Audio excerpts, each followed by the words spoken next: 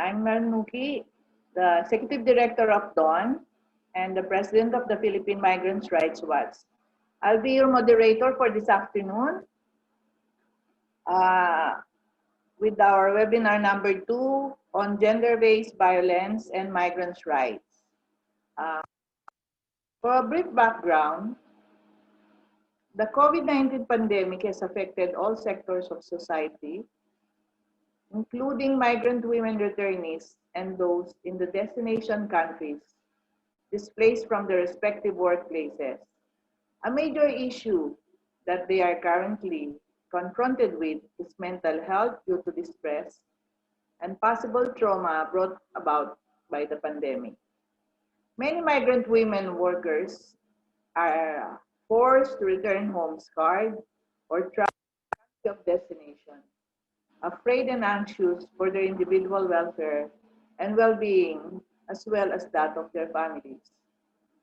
Gender-based violence and migrants' rights violations have heightened during this pandemic. In this regard, DAWN, in partnership with the British Embassy in Manila, is organizing a series of webinar consultations on mental health, psychosocial and economic support for migrant women returnees and those in the destination countries in the midst of the COVID-19 pandemic, starting this October 2020 until February 2021. Today's webinar is on gender-based violence and migrants' rights. And we would like to welcome our speakers, guests, and participants on Zoom on FB Live. Welcome to this webinar and good afternoon. So now let me introduce our distinguished speakers, which are both very inspiring. First, we would like to introduce Professor Aurora.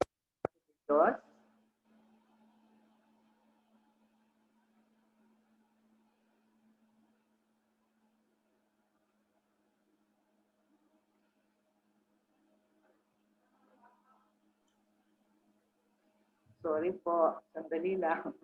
Professor Aurora Abate de Dios is currently the Senior Project Director of the Women and Gender Institute after serving as its Executive Director for 10 years. WAGI is a specialized center for feminist learning and teaching, as well as research and training at Miriam College in the Philippines. Professor de Dios has a long academic career as the former college dean and professor at the International School of Miriam College, teaching courses on international relations with focus on Asia, global governance, migration, gender and development, and feminist leadership. She finished her undergraduate in foreign service, master in Asian studies, major in Japan, with PhD courses, finished academics in Philippine studies, and currently finishing a PhD in organizational development. She held various government positions as the Philippine representative to the ASEAN Commission on the Promotion and Protection of Women and Children's Rights from 2010 to 2017, Chair of the National Commission on the Role of Filipino Women, 2001 to 2003, member of the UN Committee on the Convention on the Elimination of All Forms of Discrimination Against Women, UNCEDAW, where she became rapporteur from 94 to 98. Presently, she sits as an alternative member of the Philippine Interagency Council Against Trafficking in Persons and a member of the CHED Technical Panel on Gender and Women. She was a faculty in the Royal Wallenberg Institute on Human Rights in their online program on human rights in Southeast Asia for 3 years. OE is the president of the DAWN Board of Trustees, president of the Coalition Against Trafficking in Women International and its Asia Pacific chapter, and she's also a member of the Peace Collective, a network of Muslim NGOs, women religious, teachers, and professionals working with women in conflict-affected communities to strengthen political participation in peace processes and preventing violence extremism and in the governance of the Bangsa Moro communities. She is also co-founder of Baigani as convener. This is an organization assisting the families of victims of extrajudicial killings in the government's war on drugs, and Every Woman, a feminist network against misogyny and censorship. Among her notable publications include Dictatorship and Revolution, The Roots of People Power, where she is a co-editor in 1988, Spring Book Readings in Women's Studies, 2001, Violence Against Women is Not Inevitable, 2008, and Social Cause of Migrant, where she is a co-writer, UN Women 2012. Promoting women's economic empowerment in ASEAN, focus on the elderly, persons with disability, and the youth. She's a co-author in 2020. And the NGO report on human rights and armed conflict in the Philippines, also this 2020. Professor De Jos was member and chair of the External Forum on Gender of the Asian Development Bank and works as gender consultant and trainer on women's rights, CEDAW, trafficking and migration issues, as well as gender peace and security with various ASEAN governments, government agencies in the Philippines, as well as international organizations and NGOs. So OE has a long years of work on this issue. And our second speaker,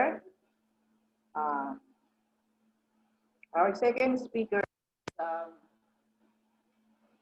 Dr. Socorro Reyes, or SOC. She is a policy analyst, governance advisor, legislative specialist, and women's rights advocate. She is an international consultant on public policy and governance, social development, and gender equality. At present, she is the Regional Gender and Governance Advisor of the Center for Legislative Development.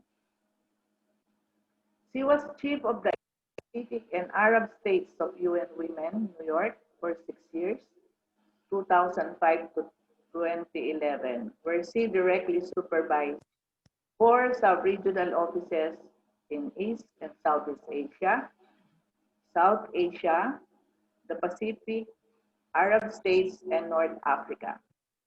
She was UNDP Senior Gender Advisor to the government of Pakistan for 3 years, 2001 to 2004, where she designed the capacity development program for 36 women councilors and conceptualized the Women's Political School.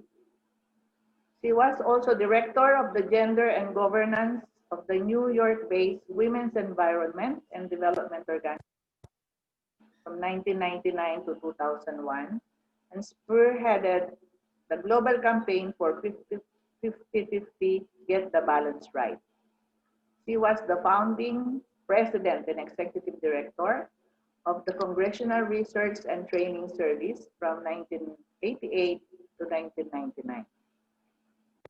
First non-governmental legislative support services organization established to provide assistance to the first post-martial law Congress.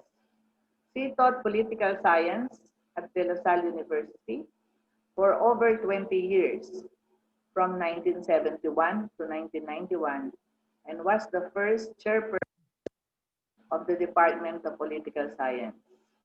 Dr. Reyes has written and published numerous articles and monographs on women's political participation.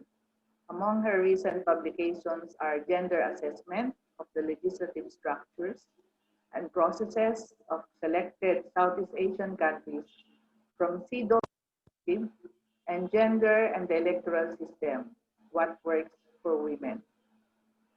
So ladies and gentlemen, we have these two experts for our speakers for this afternoon. And now we would like to call on Professor Oye de Jos to discuss her presentation on violence against women during the time of COVID-19, challenges in implementing protection measures. Oye, please. Okay. Okay. Good afternoon to everyone. This afternoon, we will be talking about the situation of women migrant workers in the time of COVID and some of the issues and challenges that we have seen in the implementation of protection measures. I just have two main objectives for this presentation. Next, please. Uh, for us to understand the vulnerabilities of women migrant workers, especially during the time of COVID-19. Our assumption here is that the situation of migrant women workers in many countries, particularly in the Middle East, is already very precarious and full of risks to start with. But with COVID-19, these vulnerabilities and the violence that they experience has been aggravated by the situation that we are in right now. And then the second is to simply identify those measures that are already in place to address violence against women among women migrant workers and the challenges in their implementation. Whilst there are a lot of written conventions, agreements, as well as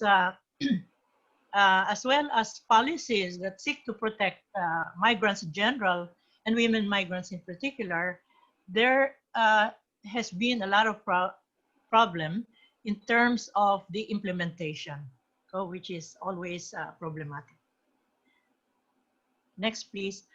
Just to, I know that SOC will probably emphasize some of this, but just the key points about why women migrant workers should be the focus of protection. No? So we have seen that the global trend for deploying migrant workers has been feminized. We call this phenomenon the feminization of migrations. And this has emerged even the late 90s and early 2000. This is globally. But in the Philippines, we have noticed that there are, at one point, there were 60%, women constituted 60% of the deployed migrant workers. And compared to men, who are mostly deployed in construction, professional positions like engineers. But women in general are deployed in what we call the most vulnerable sector of the migrant work, which is domestic work. The pattern that we see as well is that women migrant workers, or OFWs, were generally younger than male OFWs, with about half of the female OFWs belonging to the age group 25 to 34 years. This means that these are the most productive years that, in any society. But in the case of Filipino women, at least 50% of the total number of deployed migrants are spending their time serving other families whilst leaving their families behind. Okay, so this is, can you put it, center, okay.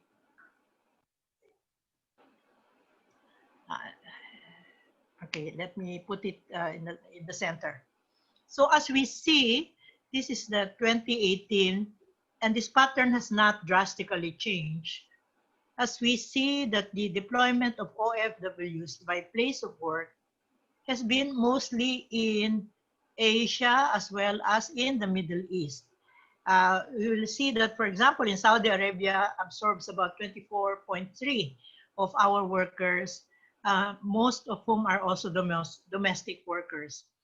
The UAE has about 15.7%, and the rest are, Kuwait is 5.7, Qatar is 5.2, Hong Kong has 6.3, and lesser number of these are in Singapore as well as in Taiwan. And as you can see, the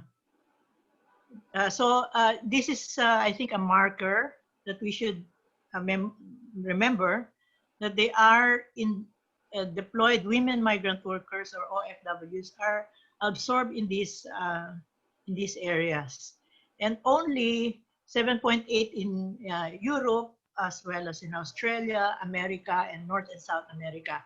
The reason why this is significant is because in these countries, except for Africa, many of these countries have policies on human rights, and they generally respect many of the conventions that they have committed to in the United Nations. Whereas in these areas, like in the Middle East in general, these conventions have not been ratified, and they have very little to speak of in terms of the protection of migrants, or the protection of human rights in general. Next, please. Again, analyzing just the major occupation groups of the migrant workers, you can see that the biggest proportion of our women migrant workers is in the category of elementary occupations. I don't know why they have changed. Elementary occupations means that these are the lowest rung of our occupational group in migration, meaning that they're mostly concentrated in um, domestic work. And again, this is a significant figure to remember, because it has implications in the way this sector is being treated by their employers. Next, please. The question arises why we are focusing on migrant women workers, or in the case of women OFWs, shall we call them, in the context of the Philippines. Many have raised this issue, in the UN Women, as well as in other international organizations. The reason why we need to focus on migrant women is because, first of all, they are in occupations that are low paid and vulnerable jobs.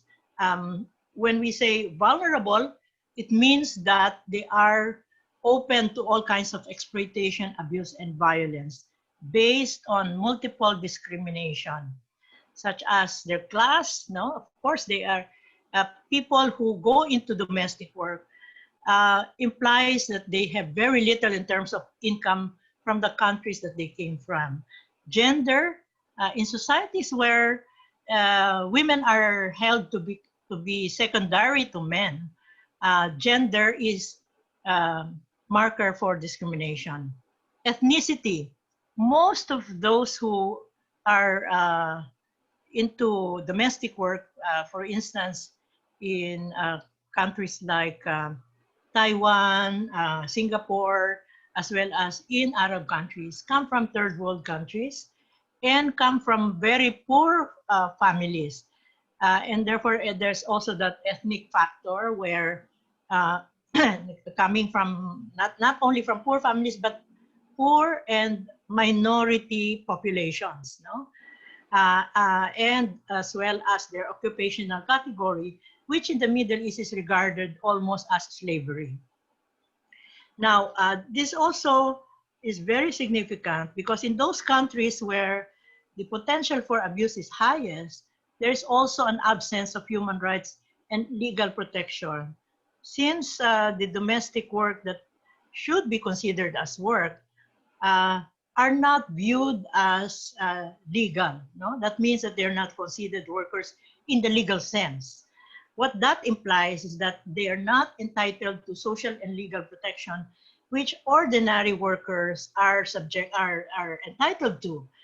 For instance, the 8-hour labor law, which applies to all workers, does not apply to domestic worker because under the kafala system, for instance, in the Middle East, they are tied up to whoever is their employer. And if the employer abuses them, there is no way they can transfer because their contract are tied up with a specific employer. And then secondly, that they cannot resort to asking for social protections nor legal protection because it is not spelled out in their contract. Now, the last one is, of course, the kind of work that they do is mostly in-house arrangements where they have to live. No? The place of work is also their place of domicile. Doon din sila nakatira. No? And therefore, they're always exposed to male employers who, in many cases, and I've seen this in my own eyes in the Middle East, are always exposed to some kind of sexual violence, harassment, and even for women employers who always look down upon our domestic workers with verbal abuse, physical abuse, and exploitative working conditions. So for example, 8 hours would be the legal limit of work. But when you are in the home, you can be called upon to work even in the middle of the night, no? And you may not, you may have to wake up at 4 or 5 to do your house chores, and on to the whole day without sufficient food or protection. Next, please. Now, it's a bit big and hindi makita yung title. Pwede natin ibaba. Ayan. So, if the conditions of migrant women are already precarious and dangerous and risky, even without COVID, the additional factor of COVID-19 pandemic even aggravates the situation of women migrant workers, or our OFW. Okay. If we look at the different crises, when you are a migrant worker, you are not, exempted from all kinds of uncertainties. One of which is when you are in a conflict area, chances are you will be left behind by your employers who will flee to a safe area and not mind whatever happens to women, domestic workers. Katulad nung nangyari nung Desert Storm, na iwanan yung mga domestic workers, hindi silang makalabas, wala silang papeles. So in those cases, at saka pangalawa, yung issue of health pandemics, such as SARS, Ebola, and MERS, which happened in many countries, such as in Hong Kong. No? But these health crises were confined in specific countries and did not result in massive displacement and job losses. COVID, on the other hand, is a global pandemic affecting both sending and receiving countries. That means where there are restrictions in our country, the same restrictions also, or even more restrictions, apply to other countries. And what that implies is that there is the economy will really suffer because no one's working, everybody has to stay indoors, and people are limited in their mobility. So bagsak ang ekonomiya ng sending and receiving countries, resulting in a lot of job losses. Now, some of these measures like lockdowns and travel bans directly affect the employment of foreign workers and limit their mobility, as well as the risk of what do you call this, contamination, as well as getting the COVID-19 virus, because, as I said, they have no health nor legal protection in their places of work. So, specifically for ano yung nangyayari sa mga domestic helpers who are all pakisentro natin. For women domestic workers, the pandemic increased their work demands and caretaking responsibilities for members of the household employers that they are in the household they are employed in, because they are indoors all the time. And therefore, they have increased work in cleaning, cooking, taking care of children, or the elderly, or persons with disability in these households. And in addition, taking extra duties in cleaning and disinfecting homes because of the COVID. Now, even compounding their difficulties, migrants also have to deal with travel bans and requirements like COVID-19 health certificates that prevent them from returning home. So, lalo-lalo na sa mga undocumented workers, hindi sila pwedeng basta umalis kasi madalas yung passport nila ay nasa employer. And then secondly, they would not be prioritized in terms of being given health certificates o yung mga passes na travel passes that we have to secure in order to go from one place to the other. Of course, the loss of jobs, especially for women migrant domestic workers, OFWs natin, is devastating because it means that whatever they have, and they have very little in terms of savings, loss of jobs means no remittance, no? To families who depend on such remittances for their daily family needs.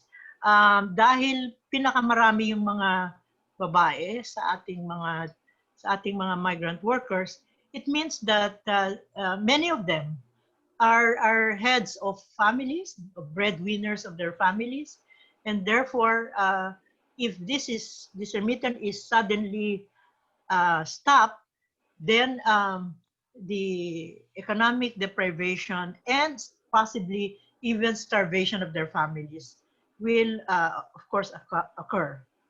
Now, early reports from Amnesty International, and this is in the Middle East, because the COVID has created quite an emergency situation, even in the destination countries. Qatari authorities, for example, rounded up and expelled dozens of migrant workers from Doha, Bawa City, and Labor City. And their excuse was that they have to be tested with COVID. Ito rin yung naging excuse ng maraming gobyerno, katulad ng Malaysia and Singapore, in trying to isolate the migrant workers and even deport them because of the COVID pandemic. Next, please. Okay, pwedeng yung kasunod. Next slide, please. Okay. Then, yung next slide natin. Okay. Ito paliliwanag ni Sok din, ano, yung economic impact. As breadwinners in the family, loss of jobs, as I have already mentioned, will have a very devastating effect. In the Philippines, we already have reached a very critical 18% loss of jobs in the Philippines, and therefore, wala silang babalikan. I call this phenomenon from crisis to crisis. Galing ka sa crisis ng mga destination countries where you work, and then pagbalik mo, wala ka rin maaasahan because the government is simply overwhelmed with the number of people waiting for cash assistance, waiting for food assistance, and health checks during the time of pandemic. So the prospect of deepening poverty and starvation has already been noted by SWS and other surveys, no? Has become evident in many poor households in the Philippines. Ang problema pa, many are not into SSS, no? SSS that would have secured them a little bit of savings, wala silang masyadong membership dyan, no? Lalo na yung mga yung domestic workers. And therefore, wala rin silang wala rin silang social protection except those from OWA, which is also quite overwhelmed with the 300,000 returning migrants. So without jobs and salaries, many migrant workers, including women, are stranded in ports, airports, and we have seen some in the streets already begging for immediate assistance. And of course, without health insurance, migrants are at risk of being infected with COVID, no? Kaya malaki doon sa proportion ng COVID infections natin ay doon sa mga poor communities where there is practically no space, no, between them, yung mga doon sa mga areas, communities. And also where migrants are are gathering, no, while waiting for what? Not waiting for the results, waiting for the airplanes, waiting for ships to come to ferry them to their, ito walang social distancing as we have seen in many cases. Next, please. Okay. This is, I have tried to get pictures of a lot of this scenario has been this is in India. This is in India. As you can see, halo-halo na sila. Some have masks, some have, karamihan dito mga migrant workers na lalaki, I guess they are in construction. May mga ilan na kababaihan. They're also like wanting to go home. Some are waiting for jobs. But the result is that this kind of scenario really tells you why COVID-19 is not easily controlled, because you have these very desperate people trying to go somewhere. Next, please. Ito naman sa atin. These are migrants na walang possibility of going abroad, no? Two clusters of people who have returned from their work abroad and could not get any airline to bring them to their provinces, waiting for flights. The second are migrant workers that are about to embark on their migration work but are prevented from doing so because of the lockdowns. So, maraming ganitong sitwasyon ngayon sa ating bayan. Next, please. So, ano ang challenges of in migrant workers protection that we have seen?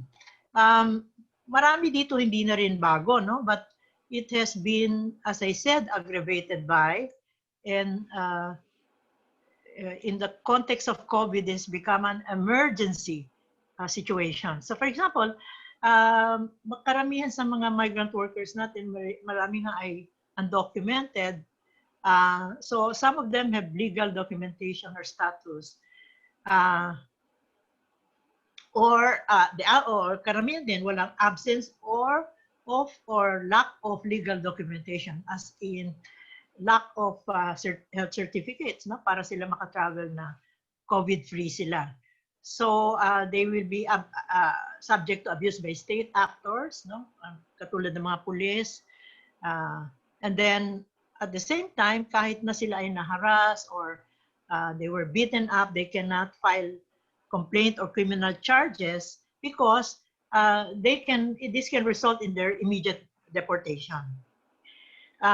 In terms of women victims or survivors of violence against women, there is lack of knowledge of services available, and they have barriers to access services, including language, fear, lack of support systems, and inability of our embassy naman to help them. No, I was in Dubai as well as in UAE.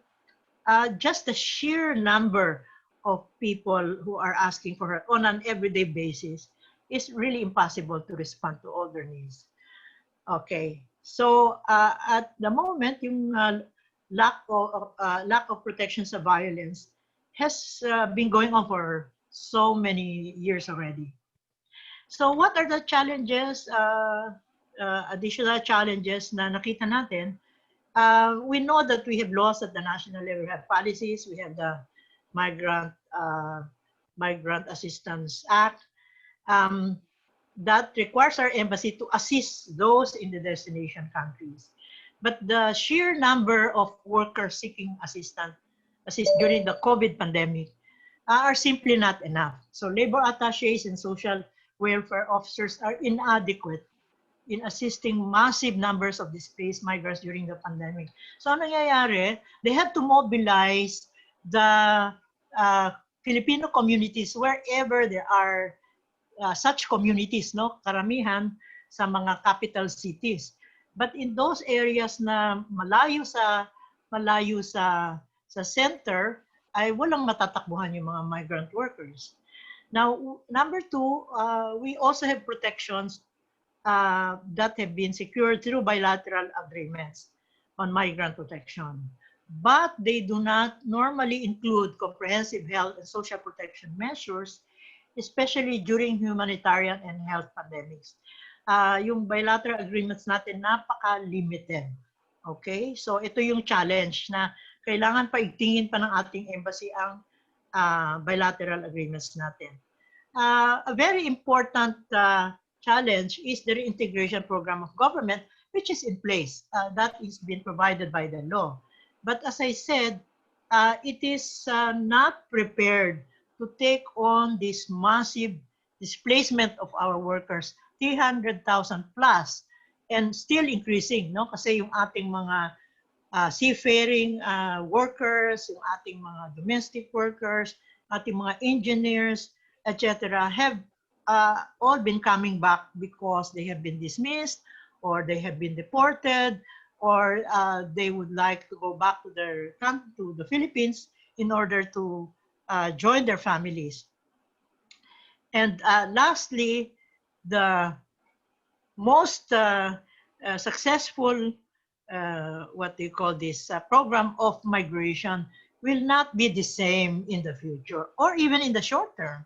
There will be diminished employment opportunities abroad, which means that the government has to fast track the creation of jobs for returning migrants in the country, which is not possible within, say, 6 to 1 year. Pwedeng mag-create ng jobs in those times, but it will not certainly be sufficient to absorb all those that have been displaced. Next, please. Now, in terms of the international protections, we have multilateral treaties and agreements that we can mention, such as the Convention on the Protection of Migrant Workers and their families. You also have the 9 multilateral treaties in the UN, such as CEDAW, CRC, the Convention on the Rights of the Child, the Convention on Socioeconomic Rights, and other UN and international and ILO protections pala, no? Katulad ng ILO Regulation 1997, which ensures the protection specifically of domestic workers.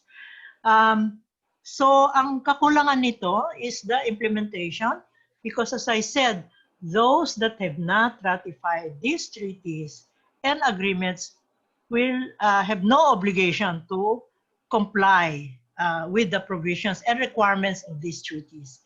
And therefore, in those countries where there is practically no commitment to human rights, the human rights violations of migrant workers during the time of COVID is really alarming and very disturbing, no? Pwede silang paalisin na kaagad, walang appeals process, wala rin silang matakbuhan na international mga NGOs dahil bawal ang NGOs in these countries. And I think this is my last slide. Next, please. So, just a brief look at the impact of COVID-19 to sending and receiving countries. So this is a situation where we cannot make exceptions na pwedeng puntahan ng ating migrant workers dahil walang COVID doon. In this particular scenario, the whole world, no, without exception, has been affected by the pandemic. In many ways, we are in the same boat as they are, except that we are far worse than the developed countries. So in the destination countries, they are resorting to abrupt dismissals of migrant workers, including women domestic workers, because they have no permanent residency, nor do they have citizenship. No? And this especially applies to contract workers and the undocumented workers. Second is that, as I said, in an emergency situation, we cannot expect the receiving countries to prioritize our migrants. In fact, they are the bottom at the bottom level of protection, and they have no health protections, nor the COVID checks that they need to have. Karamihan hindi sila binibigyan nun.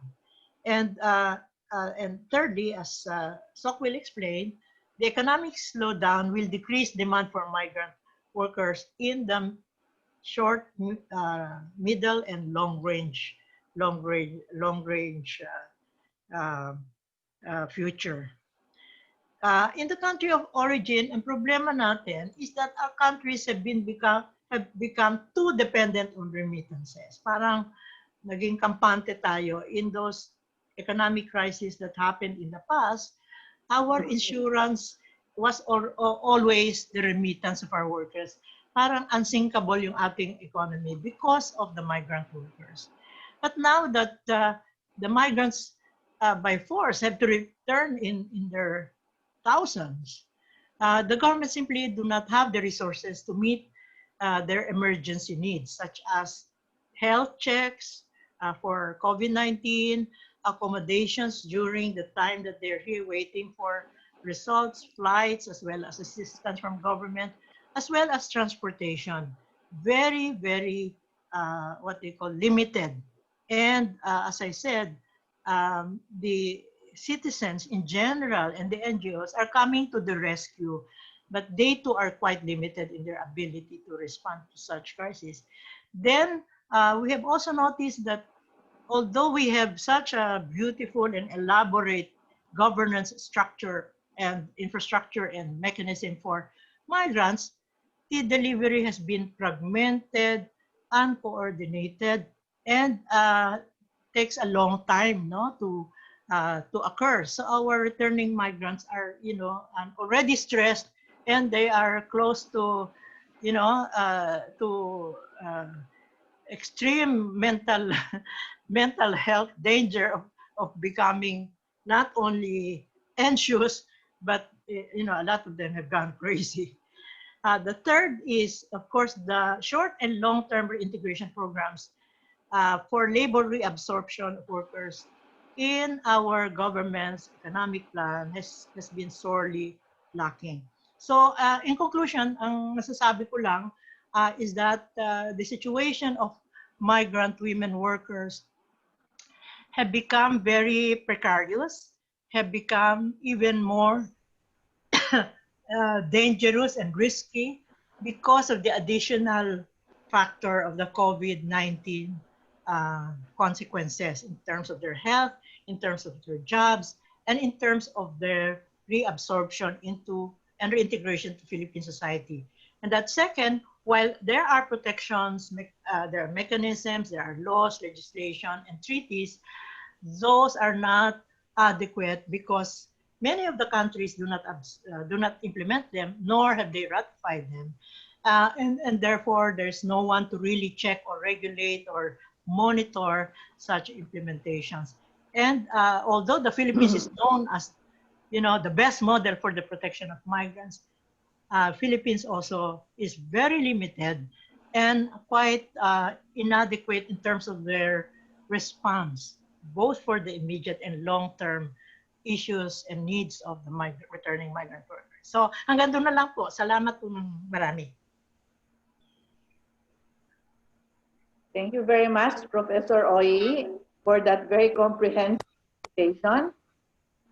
So now let's listen to Dr. Socorro Reyes for her presentation on women migrant workers and the economy. Dr. Sok, please.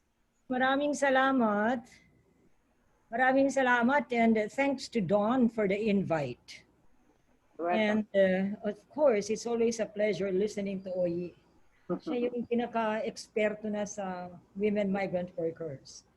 Ang gagawin ko today, I have a different take on women migrant workers. I'd like to situate this. Can we have the next slide, please?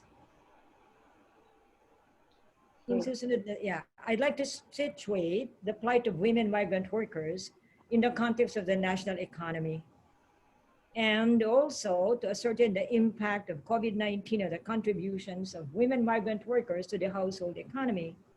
And of course, move forward to the new normal, proposing some actions to help women migrant workers, although of course very comprehensive na yung binigay ni Oyi.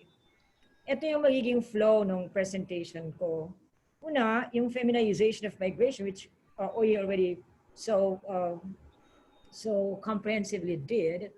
National economy and remittances, the women migrant workers' contribution to the economy, COVID-19 and women migrant workers, and conclusions. Alam nyo, dati-rati, ang ating mga OFWs, di ba? Heroes, di ba? Pag dumating yan, katakot-takot ang sumasalubong sa airport. Di ba? Jeep-jeep, bus-bus.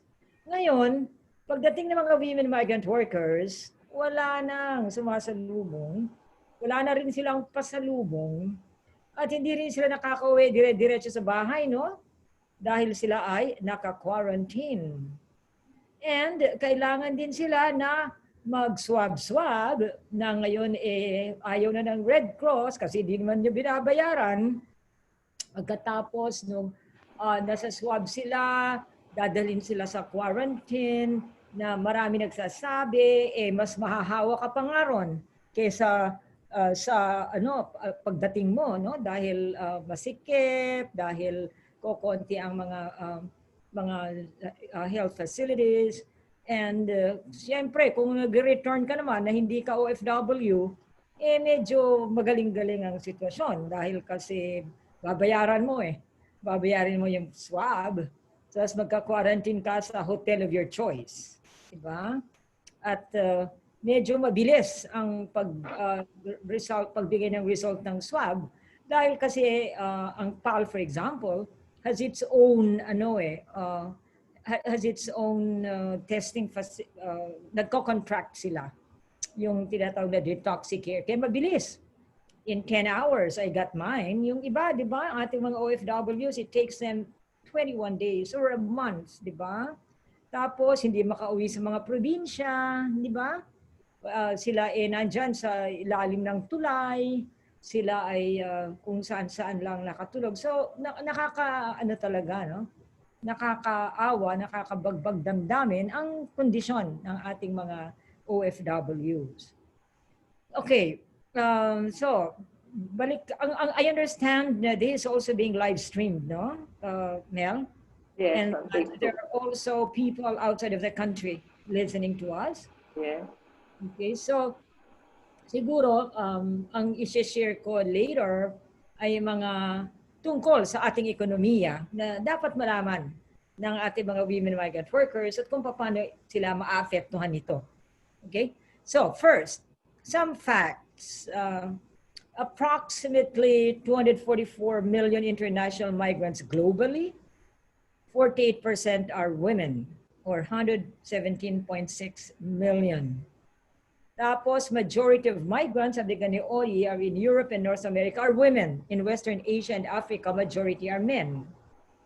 10.4 million Filipino migrants in more than 200 countries. Alam mo, nakakaano talaga tayong Pinoy. Kahit sa kapunta, merong Filipino OFW. I remember, I went to Yemen for a consultancy. Aba, doon sa pinuntahan naming bahay of course, ng ambassador, merong Filipina na domestic worker. Kahit saan palop ng mundo, makikita mo may mga Pinoy. Kahit Pakistan, sabi mo, mahirap naman ang Pakistan, dami-dami. Yes, ang dami. In fact, there's a Filipino community there. Dalawa pa nga ang Filipino associations doon. No? Tapos, so, naglipa na tayo sa 200 countries.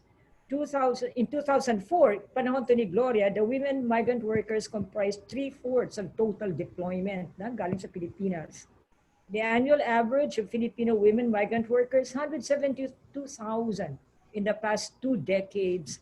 And the decade preceding the pandemic, more than 2 million OFWs in any given year. Over 200,000 have returned since the pandemic. and they're predominantly service workers and domestic helpers in the majority. Ang tanong mo talaga rito, no? And I need to say this.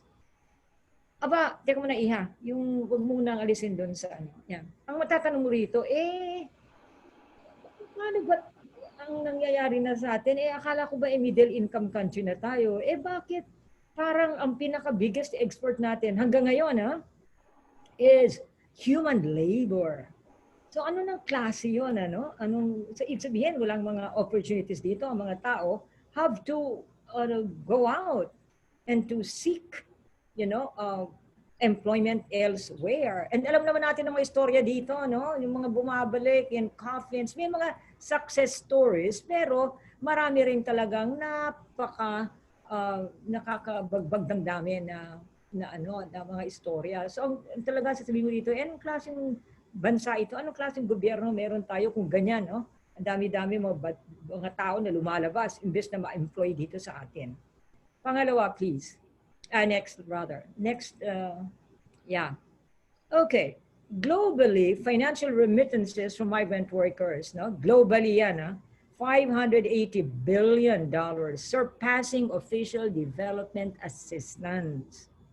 Diba? So, yung tayo sabihin natin, mag-depend tayo sa donors, no? Kasi talaga nagbibigay ng pera. Well, no. Financial remittances from migrant workers ay mas malaki pa sa ODA. And almost the same level as foreign direct investments.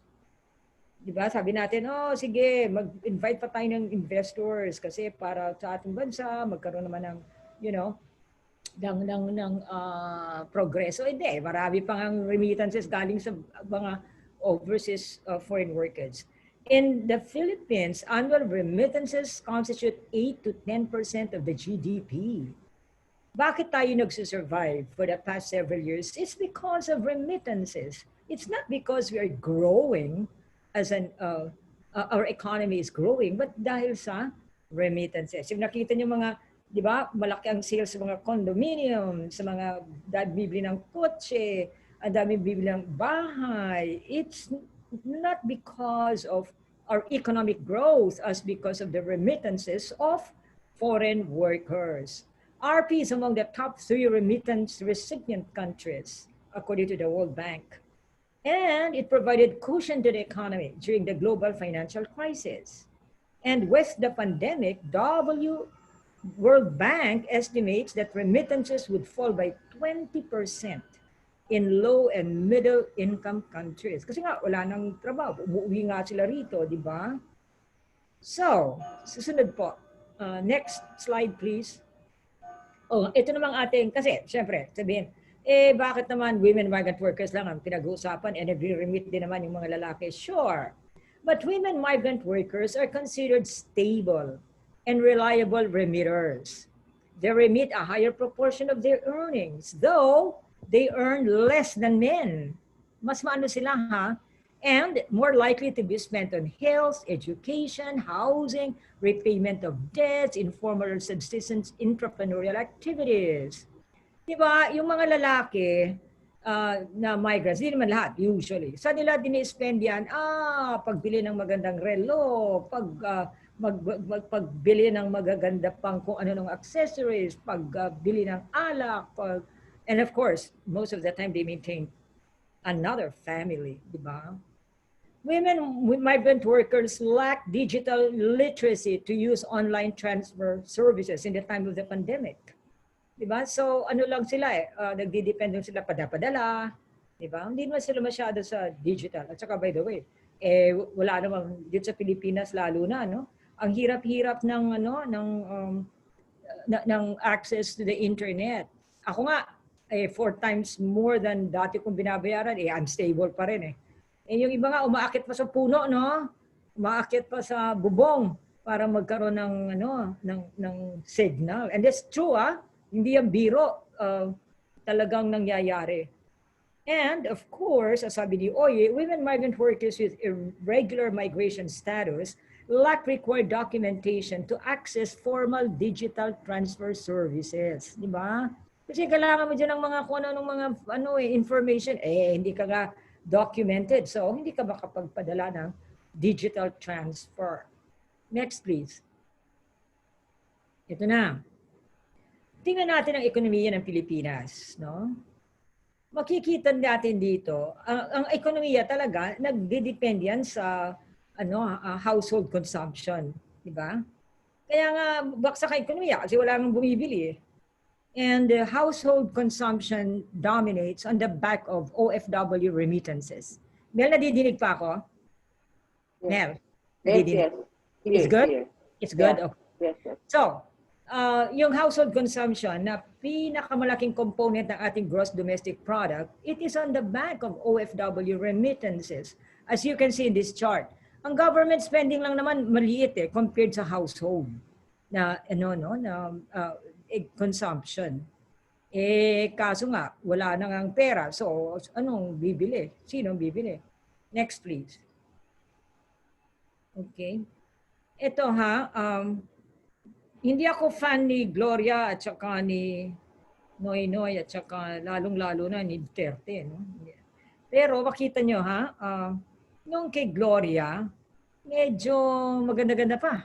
Diba? Ang 7.1% growth rate in 2016. Kahit, nung kay Noy yan. Nung kay, sino ba to? Si Duterte. Pero kita mo kay Gloria, kahit na nagkaroon ng all-code coup attempt, nagkaroon ng Asian currency crisis, ang ano pa rin, ang growth rate mataas, no? Kay Noy, kahit nag-Typhoon Yolanda, okay pa rin, nag-stable pa rin. Nung dumating ang COVID-19, ito nga kay Duterte, baksak, no? By 16.5%. Diba? So makikita nyo dito sa slide na to, kung paano nag-move kung paano ang ating domestic product ay bumaba, baksak, no? Dito dahil sa COVID-19. Next slide, please. Okay. Pag tinignan mo naman ang ating gross domestic product, 1947 to 2019 at constant 2018 prices, tignan nyo ha. And this is from 1947 actually, up to the second quarter of 2020. O tignan nyo ha, pagpunta sa mataas, baba, tapos bumababa, tumataas pa rin naman ng konti, bumababa, tumataas ng konti, tapos kita nyo ha, tumataas, bababa, and then biglang, now, itong second quarter, biglang, whoops, bumaba, no? Sa minus 16.5.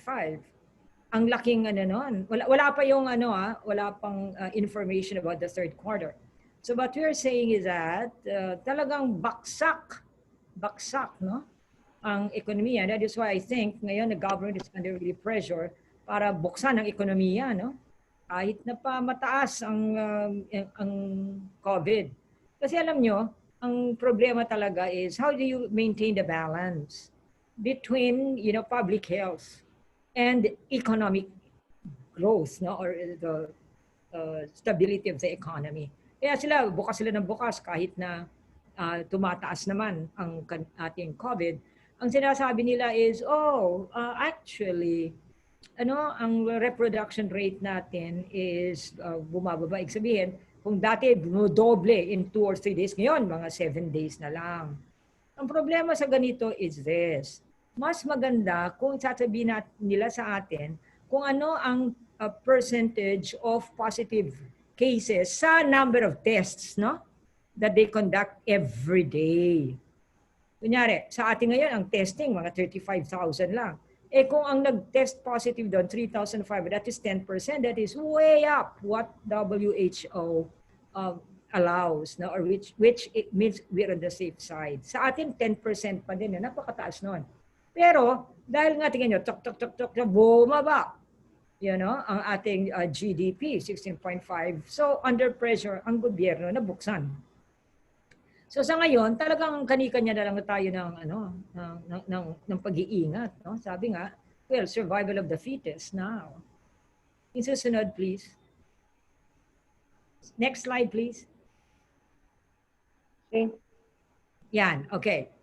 So, ganito, no? In the first half of 2020, over 600 billion pesos were lost in the economy.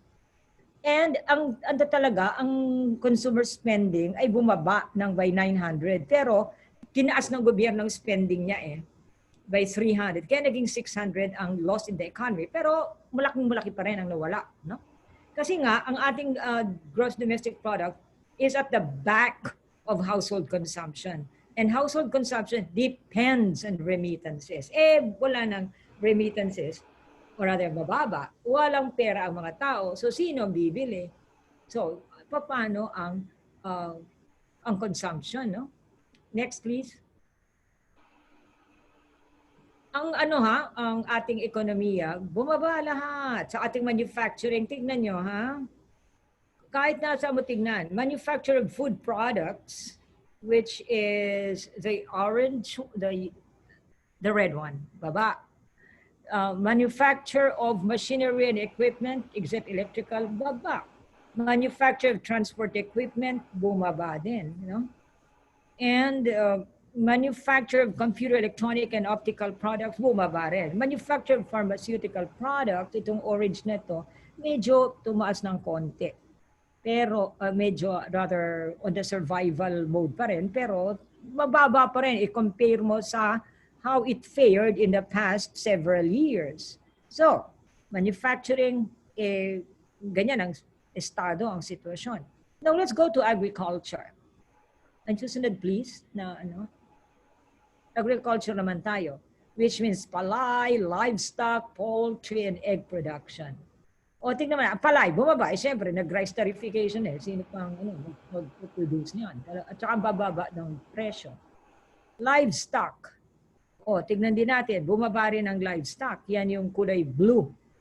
Diba? Yan yung livestock. Yung mga kinakain ng lahat ng kumakain ng karne. Yan. Tapos, yung poultry and egg production, yan yung green. O, baba rin. So, agriculture bumaba.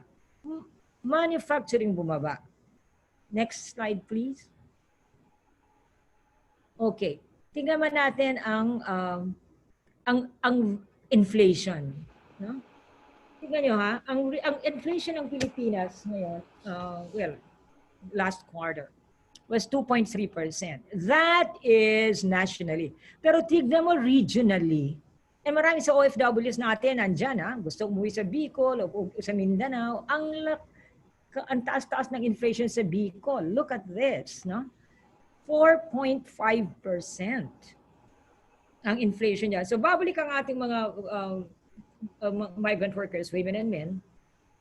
Pupunta sila sa kanilang mga bahay, kanilang mga probinsya, pagka meron ng sasakyan, pagka, naayos na ng gobyerno. Pero ang inflation sa kanila ang taas. Next, ang karaga ang taas din. Look at that, no? Yung nandito sa second to the last. And lalo na ang mataas din ang BARM. Di ba, maraming mga women migrant workers na galing din sa mga place na yan. Uuwi ka, wala kang pera, ang taas-taas pa ng presyo. O ano na mangyayari? Di ba? Next, please. Next slide, please. Okay. So, nakita natin, no, kung siguro balik muna dun tayo sa slide na yon, yeah. So, kung ang ating, look at this, kung ang ating GDP bumaksak ng 16.5%, kung ang ating household consumption ay bumaksak din, kasi nga walang pera walang pambili. Ang remittances din galing sa ating mga migrant workers, wala na din. Ang manufacturing bumaba, ang agriculture bumaba, ang inflation tumaas. So, paano na tayo? No, lalo na ang ating migrant workers. At sabi ko nga, ang talaga nabubuhay tayo sa remittances. At tapos pababayad by mga 20% now. Next slide, please. Yan. Okay. Nagsabi na ito ni Oyi, pero gusto ko lang pasadahan ulit. Yung migrant women workers in COVID-19, nasan sila? Nasa health and social care facilities. Di ba? In-award pa sila. Kunyari sa Britain, di ba? In-award kasi mayroong babaeng nurse na napakagaling, napakagiting. At meron din sa Amerika, sa New York, meron din women migrant workers. Yeah, pero ang domestic work, 80% of 67 million domestic workers in the world are women. and 11.5 million are migrants, wala naman diyang na-award, no, for being the best domestic worker in the time of COVID. Di ba? Kasi nga, pa nga sila napapauwi, nahaharas. At saka migrants, sabi nga ni Oyi, often undocumented, lack access to social safety nets, healthcare, housing, and live in fear of deportation. Hindi ba nakakaawa? Ang hirap-hirap na ng kanilang sitwasyon doon sa mga destination countries. Ayaw pa umuwi ng mga yan. Natatakot pa mga deport. Can you imagine what kind of situation that is? Nagpapakahirap-hirap na, wala nang ang pera, wala nang ang healthcare, ayaw pa rin umuwi. At anyway, kung umuwi sila, matagal din bago makakuha ng libreng eroplano. Pagating mo rito, wala ka rin namang bus na para umuwi. At saka sabi ko nga, yung swab, pagkatapos yung quarantine, pagating mo sa probinsya mo, ka-quarantine ka pa ulit, patay na. And majority did not receive masks and hand sanitizers at work. Susunod, please. Okay. Sinabi na to ni Oyi, pero gusto ko rin pasadahan. Sa destination countries, and this was based on the ILO brief of June 3, they are coerced. They could not refuse work during lockdowns. So maraming storya tungkol dito. Employer compelled migrant work to take unpaid leave or sick leave, like the story of a domestic worker in Kuwait. The passport and legal documents were kept by the employer. Katulad ng kwento ng isang Filipino domestic in Kuwait. Or the employers threatened to terminate the contract. Dapat nga umuwi na, pero ayaw pa rin nila. Gusto na mag-contract pang matuloy. Non-payment of wages. Or as employer used threats, harassment, and violence. Doon yon. Pagdating dito, it's not any better naman. You have congested quarantine centers. Pagkatapos, ito na nga. Pag umuwi sila, dati-rati, daming sumasalubong, no? Dati-dati, marami rin pasalubong. Wala na nga ngayong pera, wala na, no? So, makikita mo na there is tension, there is stress in the household. Diba? Kasi, nagde-depend sa kanila. Tapos yan, wala ka nang pakinabang sa'yo, sige. You get really abused psychologically, verbally, emotionally, physically. Next, please. Ngayon, ano ba ang dapat mga recommendations? Again, sinabi na ni Oyito, siya yung eksperto rito, but I'll just pasadahan ko lang isa pa. Well, one, step up support to vulnerable households through well-targeted cash transfers and food aid. Yung away sila ng away sa Kongreso, ang pinag-aawayan naman nila ay tungkol sa project sa kanilang distrito. Hindi naman nila pinag-aawayan kung magkano ang cash, ang tataas ng ibinibigay na pera sa mga poor households. Di ba? Hindi ba yun ang ngayon, away sila ng away. Gusto na maging speaker. Stereo sound na nga sila, 2 speaker doon. Ngayon, isa na lang. But hindi naman na pinag-aawayan kung ano yung COVID-19 na cash transfer, kung ano yung para sa para sa vaccine, di ba? Tapos second, reskilling and upskilling to be reabsorbed in the labor market. Ano ba ang ngayon ang talagang mabili, no? Ano ba ang mga hindi nalulugi ngayon na business, no? Except of course yung mga malalaking mga Apple, mga Amazon, mga kung ano. Yung food delivery, di ba? O kaya yung food production, di ba? Yan, hindi yan nalulugi din. At saka talagang dapat stress. Yung talagang food production, yun ang kailangan eh. Psychosocial counseling for mental and emotional, okay, maraming gumagawa niyan. Ensure that in cases of violence, women migrant workers have support from women first responders, and shelters should be kept operational. Existing hotlines should provide counseling on vow. Of course, access to credit to start a small business. Marami naman nagsasabi, pwede kang umutang here, there, and everywhere. Pero hindi naman ang information na yon ay hindi naman accessible, hindi naman available, hindi naman marami ang may not really know about it. Diba? At saka talaga ito, return to food production. Ito talaga dapat return to agriculture. No? Pero hindi ibig sabihin na balik probinsya. No? Na yung sinasabi ni Senator Go na balik probinsya, wala din naman doon. Digital technology and mobile systems need to be improved. Kasi lahat na ngayon digital, no? Wala ka namang digital device, di ba? Ang mga bata, walang mga tablets. O kung meron ka, wala ka namang signal. O kung may signal ka, katakot-takot na bagal.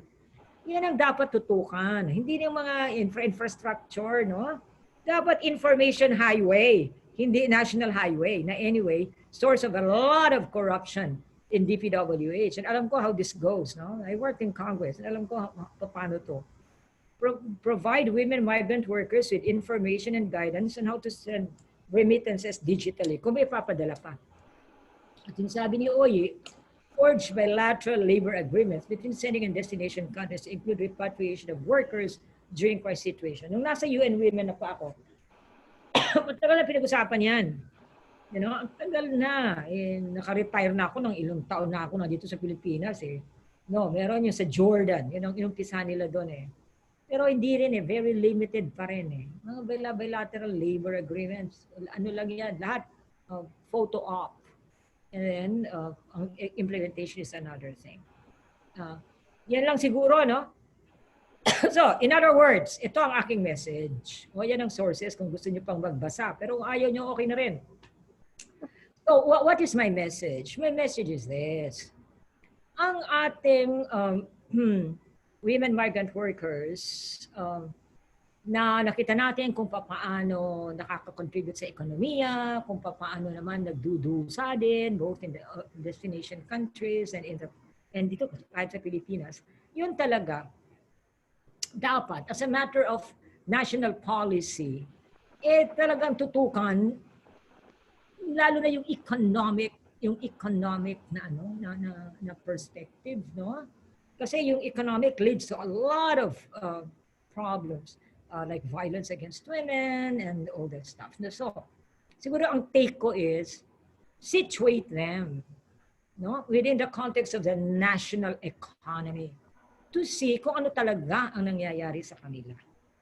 Okay, I'll stop here because I know you have many questions. Maraming salamat. Maraming salamat din, Dr. Sok.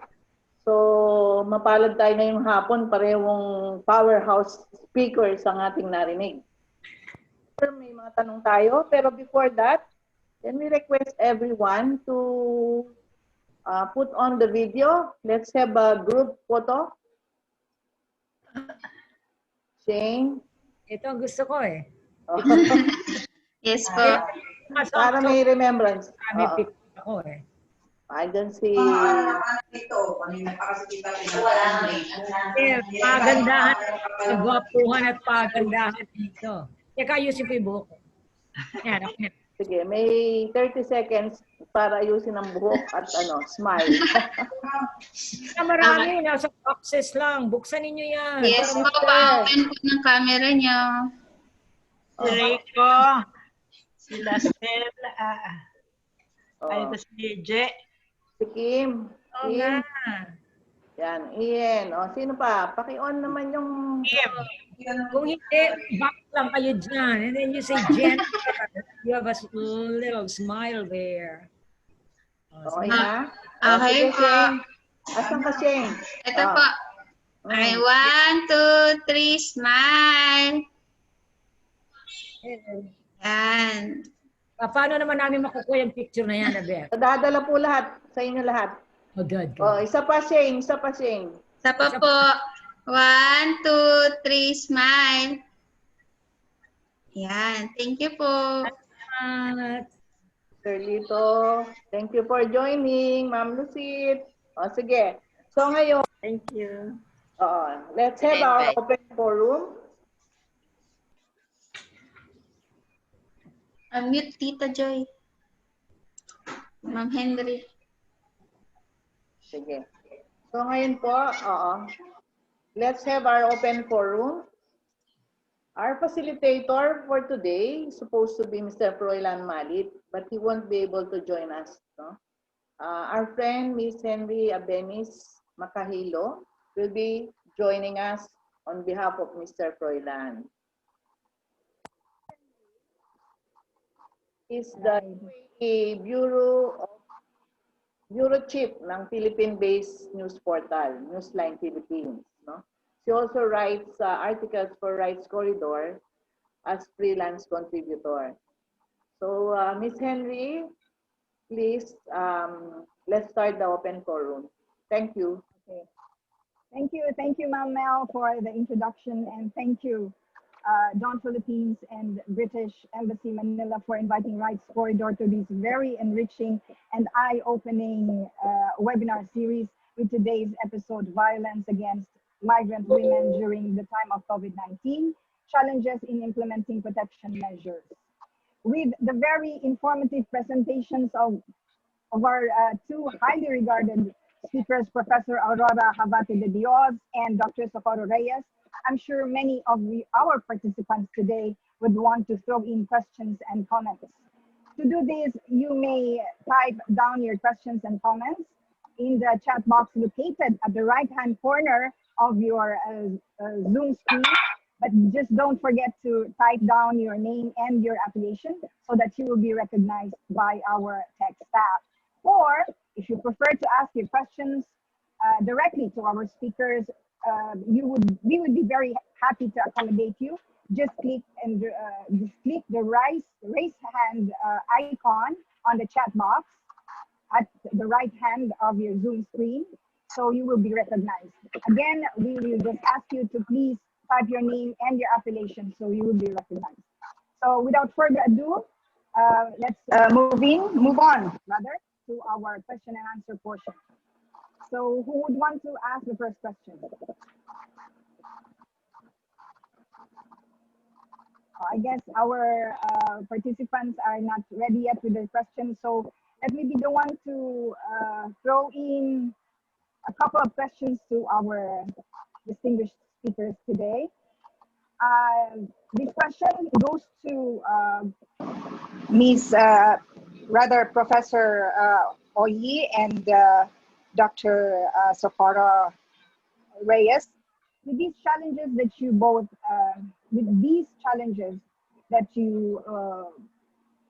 that we all know,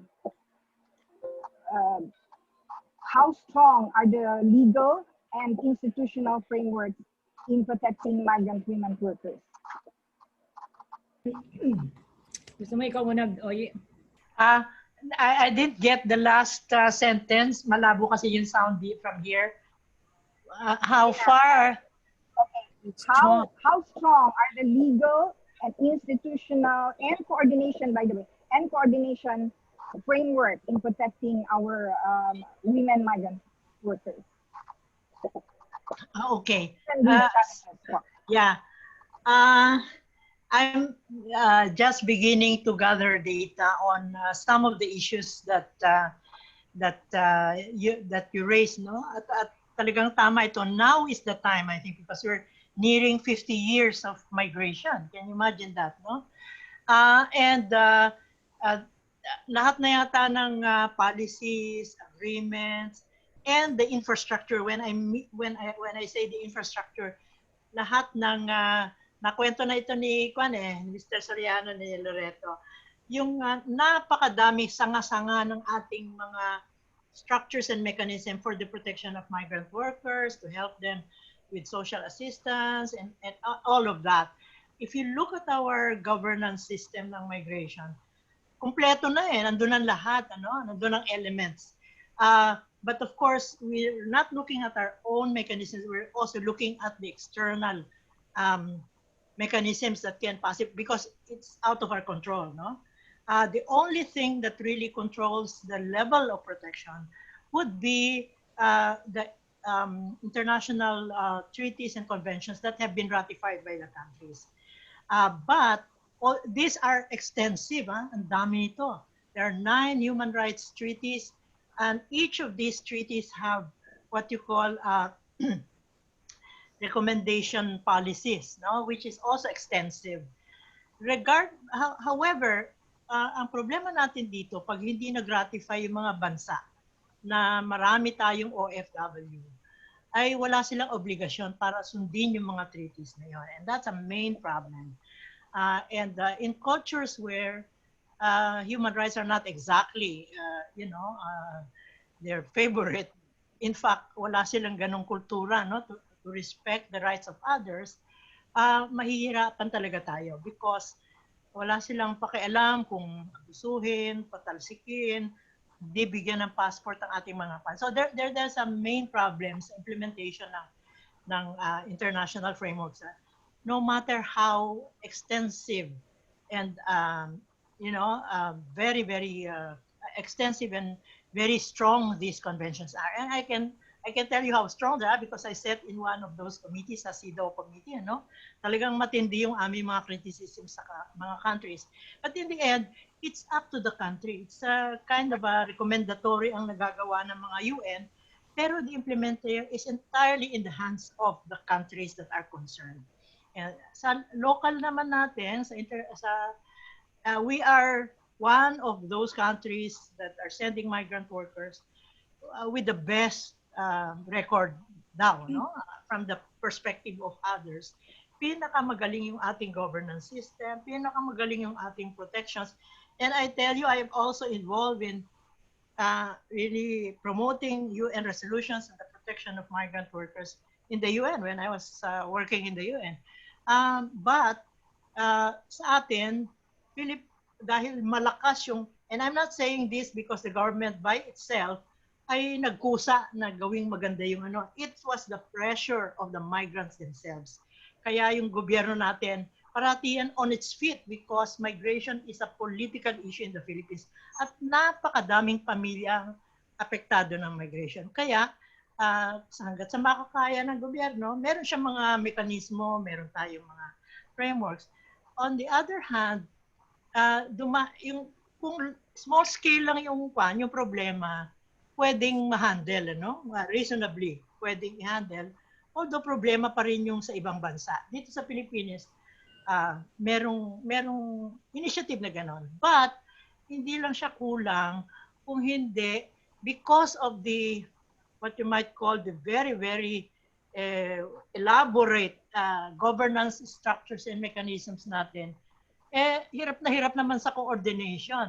Yung mga gobyerno ng agencies sasabihin ng POA, hindi namin sakop yan. Dito lang kami sa recruitment.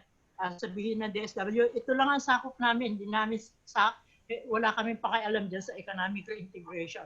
So if you have so many departments and agencies that are in charge of very specific things in assisting the migrant workers, pagka dumating yung panahon, at yung panahon na yun, ngayon na napakadami dagsaan ng mga migrants natin, parang hilong-hilo sila, katulad ng mga stranded, yung ba kailangan pang pag-isipan, yung ba kailangan immediate ang assistance? Hindi, sabihin nung ahensya, ito, nagtuturuan sila, hindi akin yan, OWA yan hindi sabihin ng DSW, hindi ko sakop yan. So, the system, however elaborate, in terms of the paper, in paper, yung actual implementation at saka yung responding in a holistic way is not there.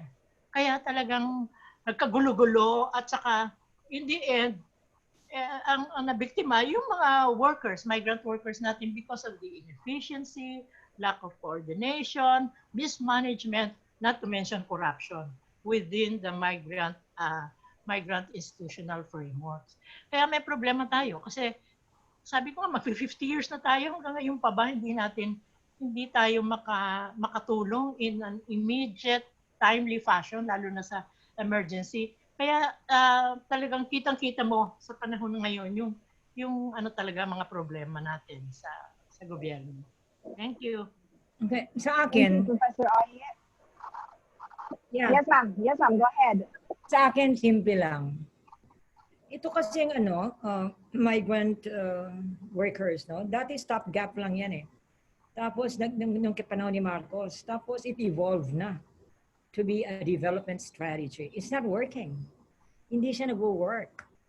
And I think the lesson that we learned from COVID-19 is that our over-reliance on remittances to prop up the economy can be devastating kasi di mo nangyari, di ba?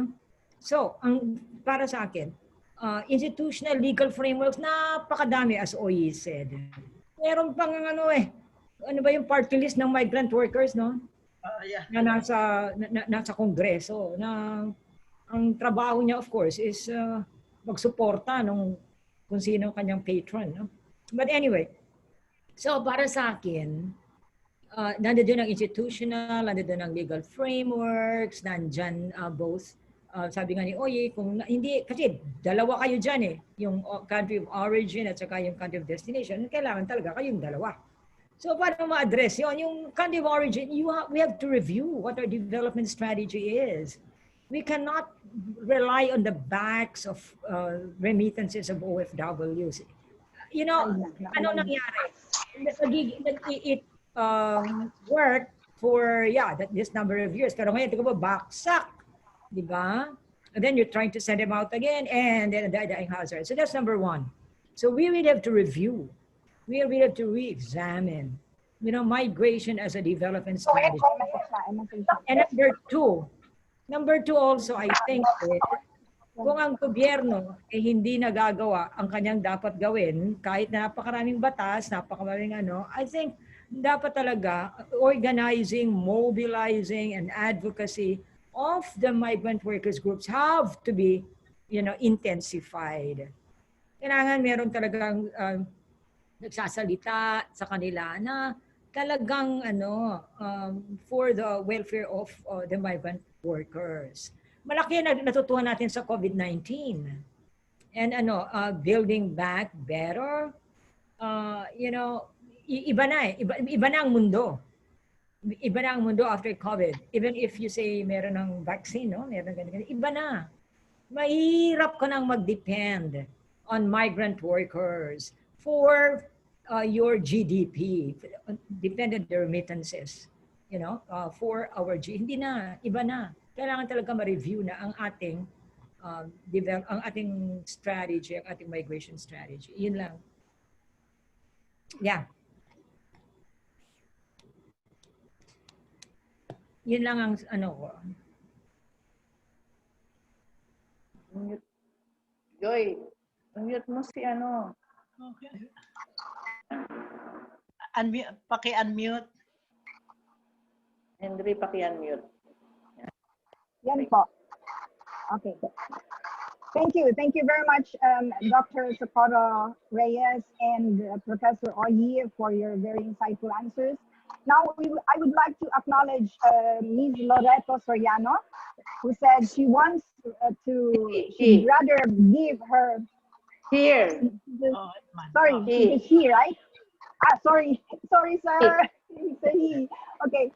Sorry, sir. Loreto Soriano. Mr. Loreto Soriano would like to give his comment in person, directly to the speakers. So, sir, I'll give the floor to you. Magandang hapon po sa lahat at maraming salamat sa inyong invitation sa akin. Ako po dating OFW, 5 taon sa Saudi Arabia at ngayon isang recruiter since 1985. So umabot na sa mahigit 30 taon na recruiter po ako. No? Gusto ko sana magdagdag ng kasagutan doon sa unang tanong tungkol sa protection or legal framework ng ating mga OFWs. Ano? Mayroon pa naman po, may dalawang structure po or levels. Ano? Unang-una, yung mga employers po ng mga OFW natin, maski na yung mga domestic workers, ay sila po ay accredited po ng Philippine Overseas Labor Office natin. May accreditation policy na po tayo na ginawa. Nag-start siya noong 2014. Meaning, lahat ng mga employers ay bine-verify at ina-accredit ng polo natin sa destination countries. May power po yung polo natin na tanggalin yung accreditation or i-withdraw or mag-impose ng penalty sa kanila kung may mga problemang complaint against sa mga employer nila o kaya yung tumutulong sa mga employer nila na tawag nila ay yung foreign recruitment. Okay ako. Narinig ako? Yes, yes, Oh, okay. yeah. Oh, yeah. Dinig ka namin. Here po, here. Okay. Oh. So, pwede pong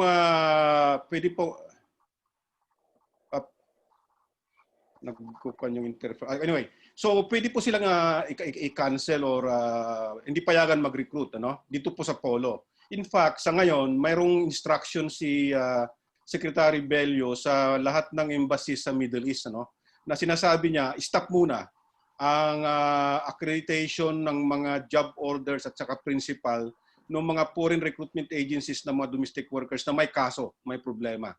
During the COVID po ay maski na maraming pagkataon nagsara yung mga polo natin o embassy natin dahil may mga na-infect ng COVID, ongoing pa rin po yung sistema na yon. Pangalawang level po sa Pilipinas, mayroon kasing ongoing na ang tawag namin ay online workers monitoring system ang PWA. Online to, wherein required sa mga recruitment agencies na mag-submit ng anumang report na nangyayari sa kanilang mga na-deploy na workers, domestic worker yan or engineer or nurses, within 7 days from the occurrence of any significant situation sa workers. May mga agency po na nasususpend yan na nag-report na wala naman sila natanggap na problema, tapos may biglang report sa Polo na may problema yung domestic worker o yung male worker, ay hindi magtugma sa report ng agency na walang problema, nasususpend po yung agency. So, nandun pa rin po yung mekanismo ng monitoring ng PWA. Pangalawa, kung may kaso, ay pwede naman na pumunta yung mga workers o kanilang mga next of kin sa NLRC o National Labor Relations Commission. Kaya lang dahil sa COVID, nakasara pa ang NLRC. So, yung framework na yon, existing po yon, lalong-lalo nung walang COVID po. Ang kailangan na lang na mangyari siguro ay yung capacity, i-capacitate natin yung at saka suportahan yung kakayahan ng ating mga labor attachés sa pag-continuous na pagprotekta. Ang request po lang sana namin sa kanila, ang recruitment agency ay pagtulungan na maprotektahan yung job losses natin sa job site. Yan po yung dagdag na kasagutan ko sa tanong. Kung pwede po sana mag-general comment ako dun sa dito na rin po sa pinaka-topic natin na protection. Pwede po? Yes. Sure. Okay.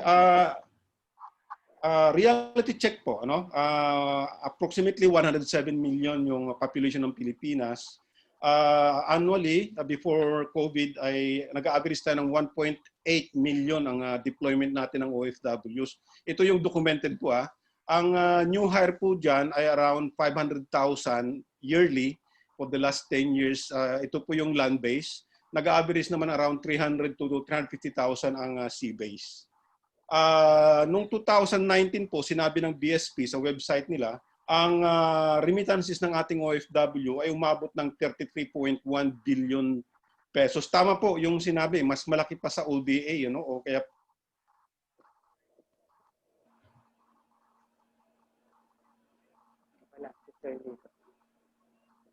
Sir?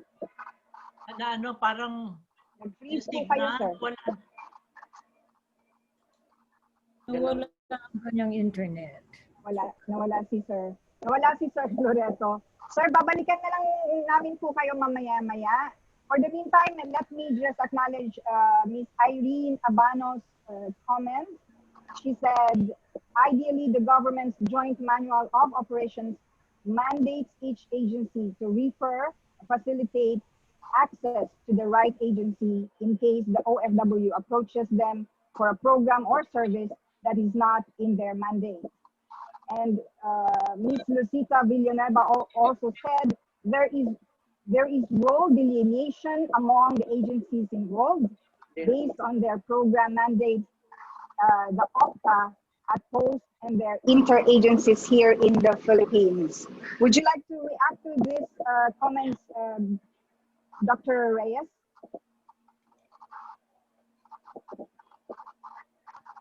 Well, that's good to know. I mean, these are all informative, no? This is all information, so I don't think I can comment on that. Sige. Okay.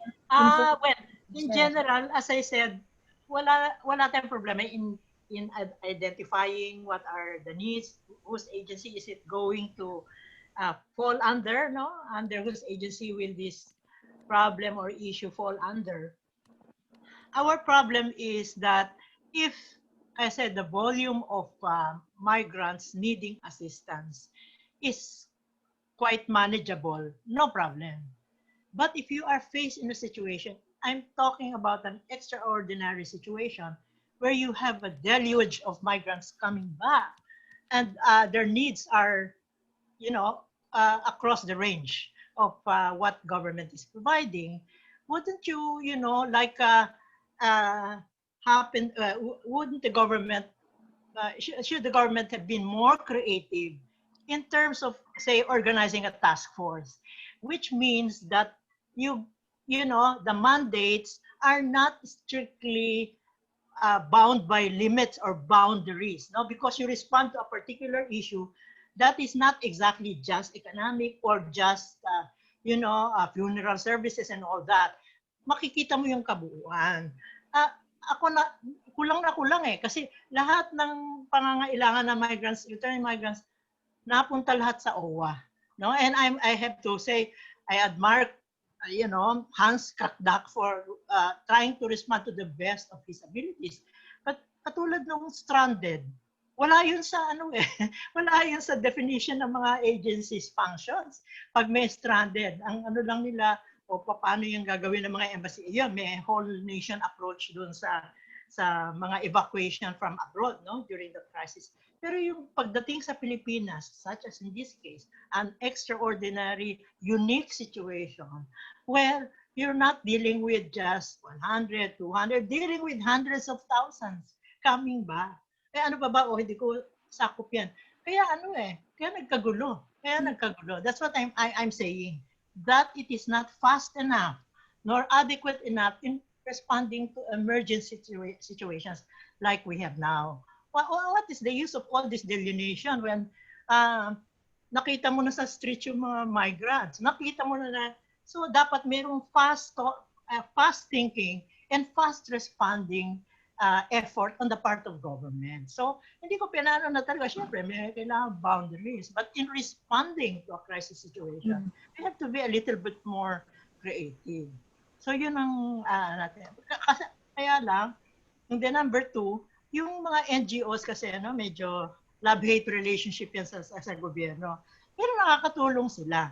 At doon sa task force na sinasabi ko, dapat isama nila first yung mga NGOs, migrant rights groups, mga community leaders where from every province where the migrants are coming from, ano?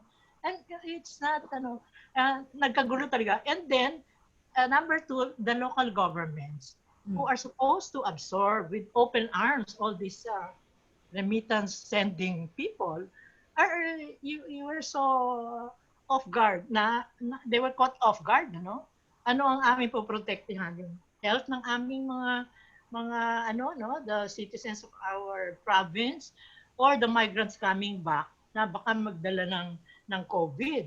So and then all the policies, the guidelines ng health, iba dun sa guidelines ng local government, iba dun sa guidelines ng so that's what I mean. Hindi naman we have to acknowledge where the limitations are. Otherwise, hindi tayo ulan. Thank you, Professor. Dr. Reyes is raising her hand. Gusto ko lang sundan yung kay Oyi. If there is one indication of government inefficiency, itong pag-handle nila ng returning migrant workers. Makita mo talaga, sabog, no? Sabog.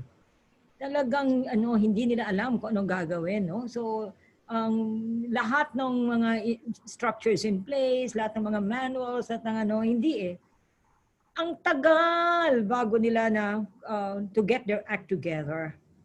Tapos in the meantime, ang ating mga OFWs are really languishing. Ang gusto kong makita, sige, ngayon nangyari ito. Anong mga changes ang ginagawa ninyo para magkaroon ng systematic response sa ganitong At saka hindi pa pala tapos, ang dami pang umuwi. So hindi ko makita 'yon eh.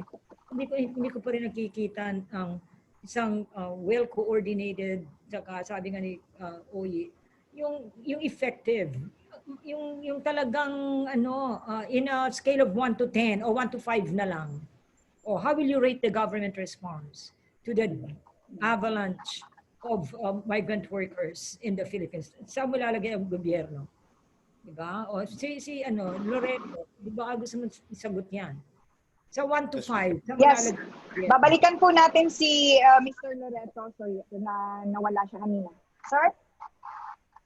Sagutin ko siguro yung response ngayon. I would like to based experience po ng mga OFW at saka mga recruitment agencies ngayon. Yung na-centralize na po yung response ng ating gobyerno through OWA. And I think this is the right thing, right action na ginawa. Galing sa Pangulo. No? Nagalit kasi ang presidente nung malaman niyang may 24,000 na stranded sa iba't ibang mga facilities. So, ang ginawa nila, binigyan sila ng ultimatum na pauwiin yung 24,000. Ito po yung mga 2 months ago, no? And because of that instruction, nagkaroon ng restructuring ng handling at bumilis po. Ang nangyari po ngayon, lahat ng cost ng swabbing ay cost na ng PhilHealth through Red Cross naman yung nagpo-provide ng PCR test. Tapos may online website ang OWA at saka DOLE wherein lahat ng mga in distress na OFW gustong umuwi ay pinagre-register. Pag nakarehistro na po ang tawag po OASIS eh. Pag nakarehistro po yung OFW, kung hindi man siya nagrehistro, i-rehistro siya ng Polo or yung embassy natin. Di mo man na-register, tinatrack na nila yung movement, yung availability ng mga Mercy flights or chartered flight ng Philippine Airlines at saka Saudi Airlines. Kung example sa Saudi po. Bago dumating yung workers sa airport natin, ay naka-ready na po lahat yung procedures, kaya mabilis na po ngayon. Naka-ready na lahat. Ngayon, yung result ng PCR test sa airport, doon na sa airport po ginaganap po yun, bago pumunta sa quarantine, ay nagsacycle na rin po ng 24 to 48 hours na po ngayon sa bilis. Tapos, capacitated na rin po ang OWA, may sariling mga bases ang OWA, at saka chartered flight po na local ang Philippine Airlines saka Cebu Pacific at saka mayroon pa isang atang airline. At saka sa Luzon naman ay handle po yan ng Department of Transportation in coordination with OWA at saka ng Philippine Coast Guard. Philippine Coast Guard. So na-streamline po ngayon mabilis yung handling nung pagdating at saka pag-test, pag-quarantine. Lahat ng quarantine facilities po ngayon, majority pag OFW, nasa mga hotel or mga motels na kinontrata ng OWA. Based sa mga complaint naman ng mga OFW, bumagsak na po compared nung unang 2 buwan. So sa palagay ko po, I think we have to commend the hard work ni Administrator Hans Kakdak kasi kami nagulat din kami. Talagang hanggang gabi po umiikot si Admin Hans Kakdak at saka si Ms. Muka Uson. In fact, sa mga hotel, may sariling mga doktor at saka nurses po yon, midwives, na umiikot at saka may mga nakakonect po yung mga naka-quarantine doon. Mayroong silang centralized na computer system po ng tracking din tungkol sa result at saka status at saka yung departure. So I think the government was able to stabilize the situation. Tanggapin po rin natin na bagong experience po to na nangyari hindi lang sa atin kundi sa buong mundo na everybody has to learn on every day, every hour basis. So yung ability ng response ng gobyerno ay kahanga-hanga yung ginawa at ginagawa ng OWA at sa tulong na rin ng ibang mga ahensya ng gobyerno dahil noon ang problema nila payment ng swab test ay nung na-commit ng presidente ang PhilHealth na trabaho niya yan tapos ginawa trabaho rin ng Red Cross yung pag-test. Ang problema na lang na lumabas noon yung pagdala ng mga samples papunta sa testing centers, ibinigay po sa Philippine Coast Guard yun o kaya sa PNP. So nakita po natin na talaga nagkaroon naman sila ng tamang istruktura at kaya bumilis. Ang naging sumunod na problema natin ay yung sinasabi po nyo kanina po na yung mga local government units natin dahil kailanman hindi lang na-streamline o na-institutionalize yung role ng OFW sa kanilang governance. Kaya nagulat sila, may sarili silang mga quarantine policy. Nung papasok ng mga OFW ay takot sila. Kaya may mga quarantine ay may mga local government unit ay papasukin pati yung mga bus ng OWA nung mga unang, I think that was in May or June. 10 bus papunta sa Batangas dahil mayroong resort kung saan doon ang quarantine. Ay ayaw papasukin ng Batangas government. But nagalit po ang Malacanang doon at na-streamline yun hanggang ang Cebu umayaw din at saka Iloilo dahil yung unang mga dumating doon ay nag-test na ang problema po kasi nung una, ang ginagamit sa Manila ay rapid test. Mataas po yung pulse negative at saka pulse positive ng rapid. Kaya nung lumabas yung problema na umangal ang Cebu at saka Iloilo, dinicide na ng OWA at saka ng PhilHealth at saka ng Red Cross na PCR na, yung pinakamataas na level ang gamitin. Kaya na-solve yun, nagkaroon ng kumpiyansa yung ating mga local government unit na tanggapin yung mga OFW. Kaya naging smooth na yung pagpasok. Kung matatandaan nyo po, pati Isabela noon, na taga roon yung Secretary of Labor, ay umayaw, yung bus na papasok sa kanila. Because of this hindi maliwanag at yung fear, stigma, na may daladalang sakit itong mga OFW natin, ay nasa isipan ng ating mga local government officials. And I think the PCR, the decision to have one test sa airport, ay na PCR siya, ay nagbigay ng confidence sa lahat. Pangalawa, isa pong naging problema nung una, ang airport natin, ang sabi nila, hanggang 500 lang kami. We cannot accept more than 500 kasi hindi capacitated yung mga tao namin. Nagalit din po ang Malacanang doon, so nag-expand sila. Naglagay sila ng mga military doon, pinapasok ang Philippine Coast Guard. Kaya na-stabilize yung capacity naman ng airport natin na ma-handle yung deload, so yung dami ng pumapasok.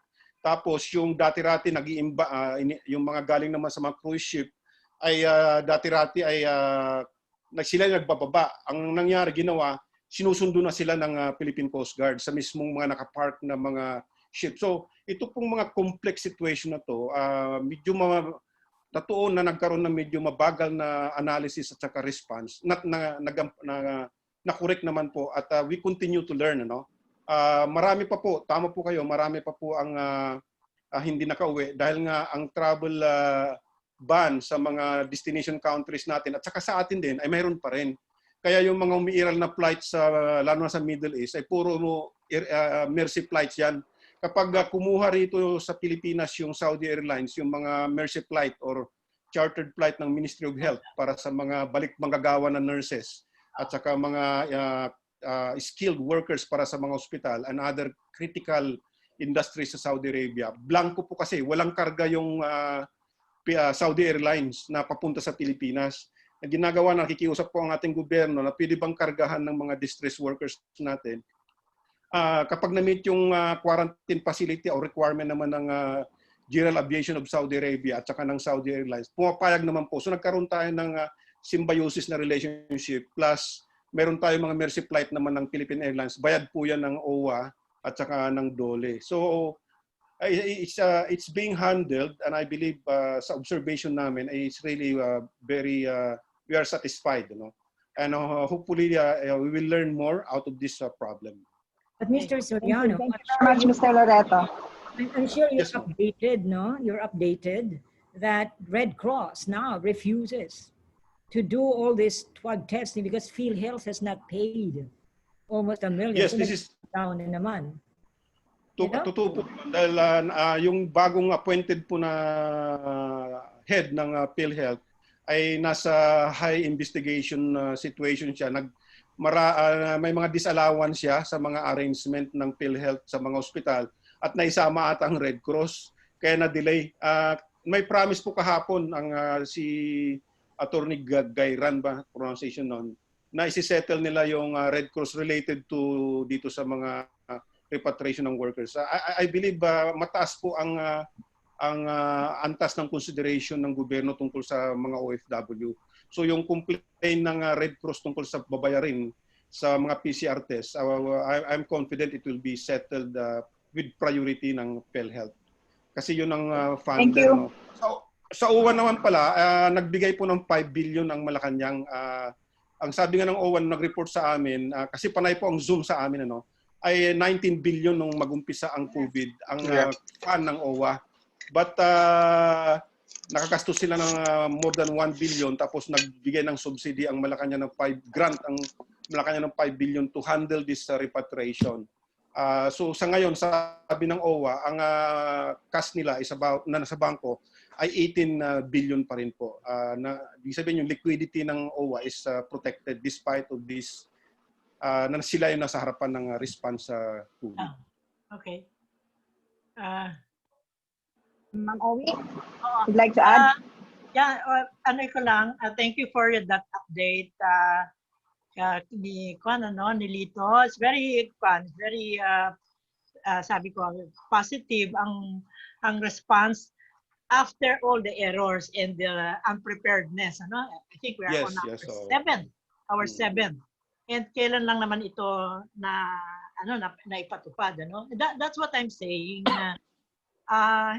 Dahil talagang napakalaki ng responsibilidad ng OWA, hindi naman nung una talagang hilong-hilo si Hans But yun na nga, we've learned some very basic lessons na hindi kakayanin ng basta yung regular, yung normal operation of the agency responses to migrant problems.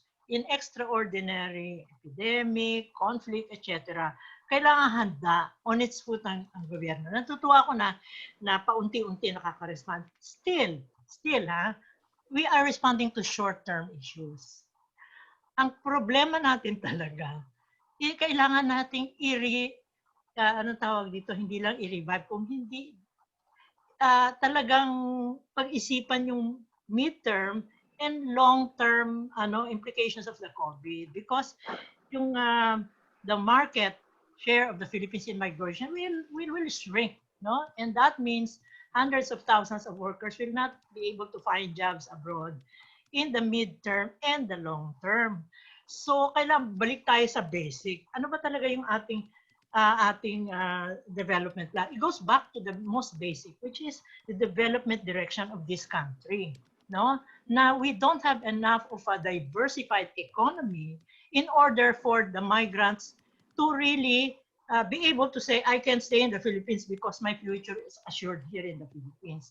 Kasi yung the desire to go abroad is the result of the frustration. The frustration of many Filipinos that they cannot, they cannot foresee a future where they can be have the sufficient income in order to, to sustain their families. So ito yung malaking problema. Paano natin isi-shift yan sa agricultural development when basically what our problem now is food security? Paano natin isi-shift yan sa Ang hirap i-shift na ganun because our government is still hoping against hope that the glory days of migration will still be around. It will not be that way anymore. So kailangan, ngayon pa lang, okay, respond to the immediate needs. But kailangan may nag-iisip kung paano tayo mag-shift ng ating emphasis kung anong parte ng ekonomiya ang dapat nating buhayin in order that we can, because we are wasting our human resource, frankly speaking. The migration is good, when it is, not taking, as a large portion of our economic stability, as it is, naka-angkla tayo dyan, and pag something like this happens, wasak na yung ating economy. So, sabi ko is good. Kailangan tingnan natin yung response ng gobyerno in the immediate, in the midterm, and in the long term. So yun lang ang sinasabi ko. At pinakamahirap talaga yung, ngayon lang, sabi ko, after 7, ngayon lang tayo medyo nakakaranas ng medyo immediate response. At iyon ay dahil pa sa, kung hindi pressure ng government. If you let it operate on a normal basis, gulo pa rin yan. Kaya lang merong nagmamando ngayon na dapat bigyan ng pera, dapat ganito, ganyan. And in the midst of corruption, by the way, we have to really point out that the corruption of government agencies, PhilHealth, maski na sa mga migrant, masyadong malaki. Kaya the frustration of people in going on is also the frustration with government corruption. So sabay-sabay na natin dapat i-address din yan.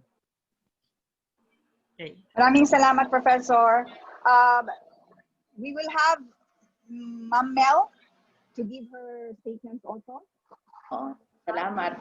Actually, yung nire-raise ko after sana magsalita ni Sir Lito, yung nabanggit na ni Dr. Sok, no? Yung tungkol sa PhilHealth. Nung medyo naayos-ayos na natin, yesterday and previous day, biglang nagsabi yung Red Cross na hindi na muna sila magte-test at start sa mga OFW testing, di ba? So, because PhilHealth has not paid them for more than 900 million pesos. So, kadugtong ito nung sinasabi ni Oy because of the corruption, di ba? Yung issue ng PhilHealth, hindi tuloy makabayad. So, babalik tayo ngayon doon sa isang problema. And I think Red Cross is doing like 1/4 testings every day. But most of those that they are testing are OFWs, land-based and sea-based. So siguro dun sa isang matagal na magulo yung process, of course, we always commend admin Hans, di ba? In fact, pagod na pagod siya. Parang ang observation lang natin dati, halimbawa, yung lahat ng in-charge dun sa AITF, wala naman silang masyadong background on migration, di ba? Kunyari, yung issue of OFWs, dadampa yung DOLE, yung OWA, dun kay Secretary of Defense. Diba? Parang ang daming salin-salin, no? So siguro na halata din nila na dapat mas direct ang at mas close communication with DOLE and OWA. Plus at the same time, ang napansin lang natin, matagal, hindi na ayos. Pag nagalit si Presidente, in 2-3 days time, pwede naman palang ayusin. Diba? Bakit maghihintay ng magagalit lagi si Presidente? Diba? So, tuloy si Presidente, laging minumura niya, pag di nyo ginawa to, ganito, ganyan. Threat. Stress na Governance by lahat, threats. diba? Diba? So sana maintindihan na hindi tayo dapat dadating dun sa tatakutin mo pa yung mga officials, yung mga na they are already doing their best, diba? So sana maayos nila agad ang bayad sa Red Cross para hindi na magka-problema ulit sa testing ng ating mga OFWs. Saka siguro yung isang isunod ko pa, diba, nung mag-uwi yung mga OFWs, maraming sila na nga magbabayad ng ticket. Hindi nila pinapayagang umuwi kasi pwedeng pumasok dito.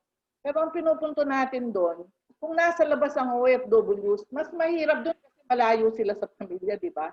Bakit hindi tayo gumawa ng paraan na dito sila, kunin sila agad at dito sila para mas makampante sila. Di ba may mga nag-suicide pa nga kasi ang tagal nila hindi makauwi. Tapos dito sa swab, kasi matagal ang resulta, may mga nag-suicide din. So sana naiwasan natin yung mga ganong pangyayari. At dito sila alagaan, dalhin na sila dito, at least mas malapit na sila sa pamilya nila, di ba? Tapos ngayon naman, di ba maraming mga may kontrata, ayaw naman paalisin. Wala naman silang trabaho dito. So yung mga ganito, di ba, issue din natin yun, Sir Lito? Yes. So yung mga ganitong kung pipigilan mo yung tao na huwag umalis, dapat may alternative, di ba? Hindi mo pwede sabihin huwag kang aalis, wala ka namang bibigayan na tulong sa kanya. So siguro ito yung mga naging problema lalong tumingkad nitong. Salamat. Okay, thank you, Ma'am Mel. Gusto yatang magdagdag si Dr. Reyes ng pahayag.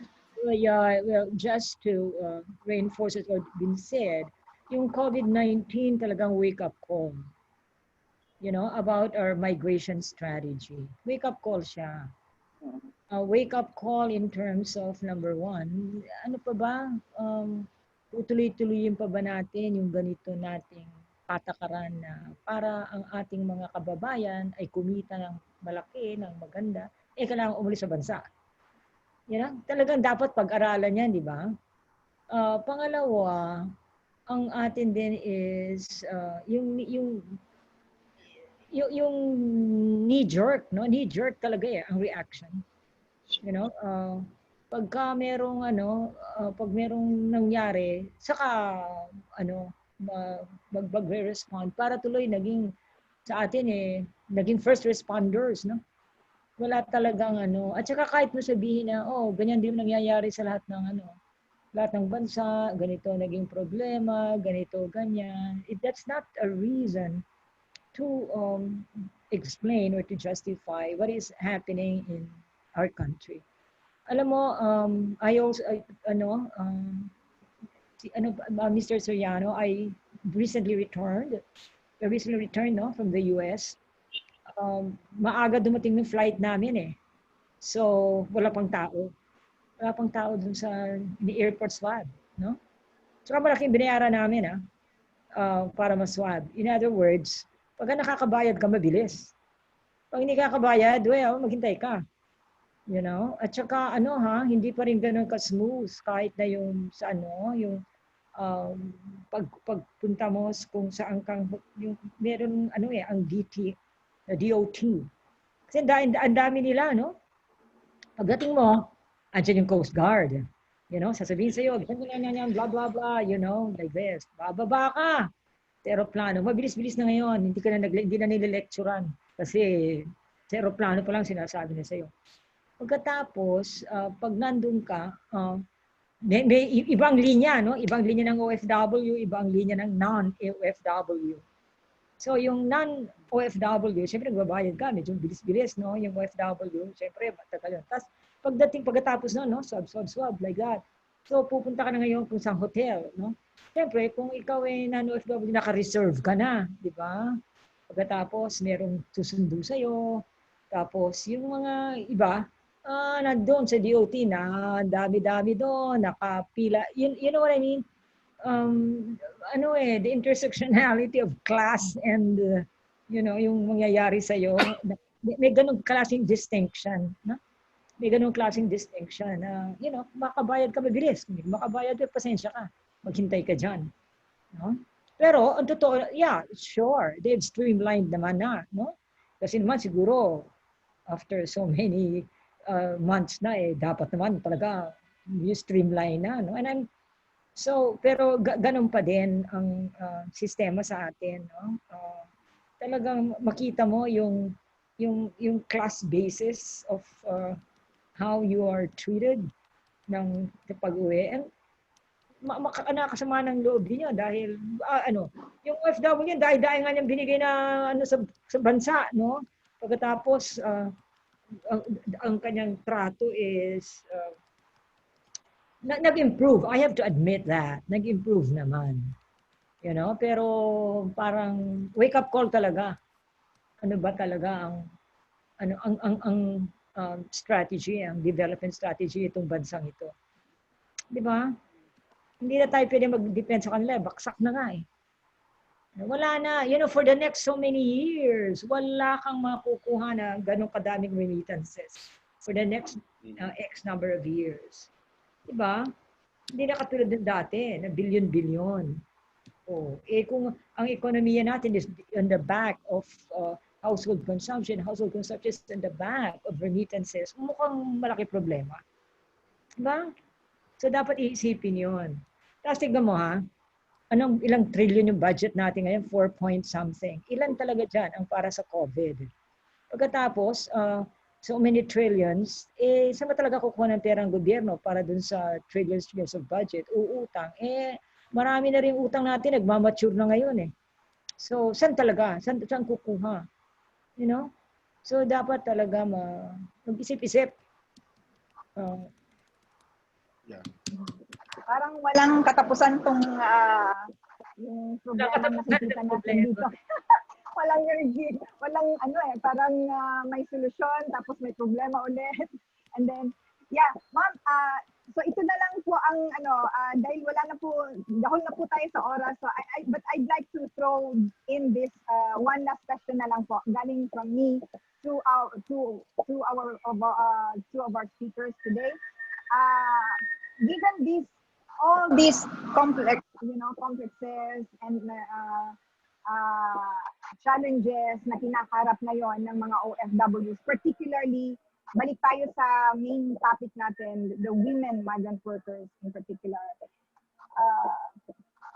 Sa tingin niyo po, sa palagay niyo po, sa opinion ninyo, ano ngayon, moving forward, ano ang magiging, ano kaya ang magiging future ng migration as a whole dito sa Pilipinas? Migration situation natin. Let's give the floor to, I'm sorry po, I give the floor to Professor Oyi first, and then second, si Dr. Reyes. Yes. The question is, what will be the future of migration? Ganon? Parang Yes, ganon, ma'am. no? Especially Yes, po. women migrants. Alam mo, ang ating indicators, ano, when we want to monitor a phenomenon like migration, the indicator system of the government is how many are going out, no? Ilan ang lumalabas? Ay naku, bumaba, naging 900 from 1 million to whatever level. So the indicator of success of the migration policy of the government is how many, no, yung lumalabas. Sa tingin ko, if we are to kind of shift our thinking na kailangan ang nakikita mong progreso dito sa Pilipinas, yung would be the opposite. The indicator of success for me is to what extent are we able to reduce the number of people going abroad, lalo na sa vulnerable sectors. Why? Because migrants feel that they have some confidence in believing that they can make, they can secure an adequate enough living wage or livelihood or employment in the Philippines. Yun ang indicator. The indicator na papalabas, success yun, ay, defies all kinds of analysis. For example, we are not looking at the social cost of migration. We are not looking at the level of skills that we are acquiring by doing mostly domestic work for our women, especially. We are not looking at the human resource losses that we is the effect of massive migration. Hindi natin tinitingnan lahat yun kasi nga disconnected siya sa ating development strategy, which does not look at the retention of Filipino human resource as a value. Ang tinitingnan nga, papalabas, ay nako, sabi ko, talagang hindi tayo uunlad. Kasi ganun yung ating yung pag-iisip natin ng success. Pangalawa, yun nga, balik tayo sa ang ating nature of the economy, which has not been, walang rethinking or analytical process that has come about in the last almost 50 years. Sabi ko nga, milestone na yung 50 years in migration. Walang pagbabago. Kung titingnan mo yung emphasis ng gobyerno, saan tayo nag-i-invest, nag-i-invest tayo sa yung services papalabas. That's bad enough. Pero walang equal emphasis on investing in those areas where we have a potential to grow. Halimbawa, Thailand and all of the other Southeast Asian countries have so developed their technology in agriculture at saka yung investment nila sa marketing and trading of medium and small scale businesses na sa kanila profitable yung sector na yun dahil binigyan nila ng emphasis for many years. Tayo wala tayong gano'n. Lahat ginagawang ginagawa siyang mga real estate, buildings, villages, etc. So meron tayong problema, basic one, yung ating development strategy and direction. Medyo kailangan nating we have to have rethinking, hard rethinking, no? And second, yung our indicator of success as far as migration is concerned, maling-mali, no? Of course, a lot of people will disagree with me, but that's my honest thinking, no? Bakit natin maraming na-absorb ng mga domestic workers? So what? No, what does it bring? What does it bring back to the country?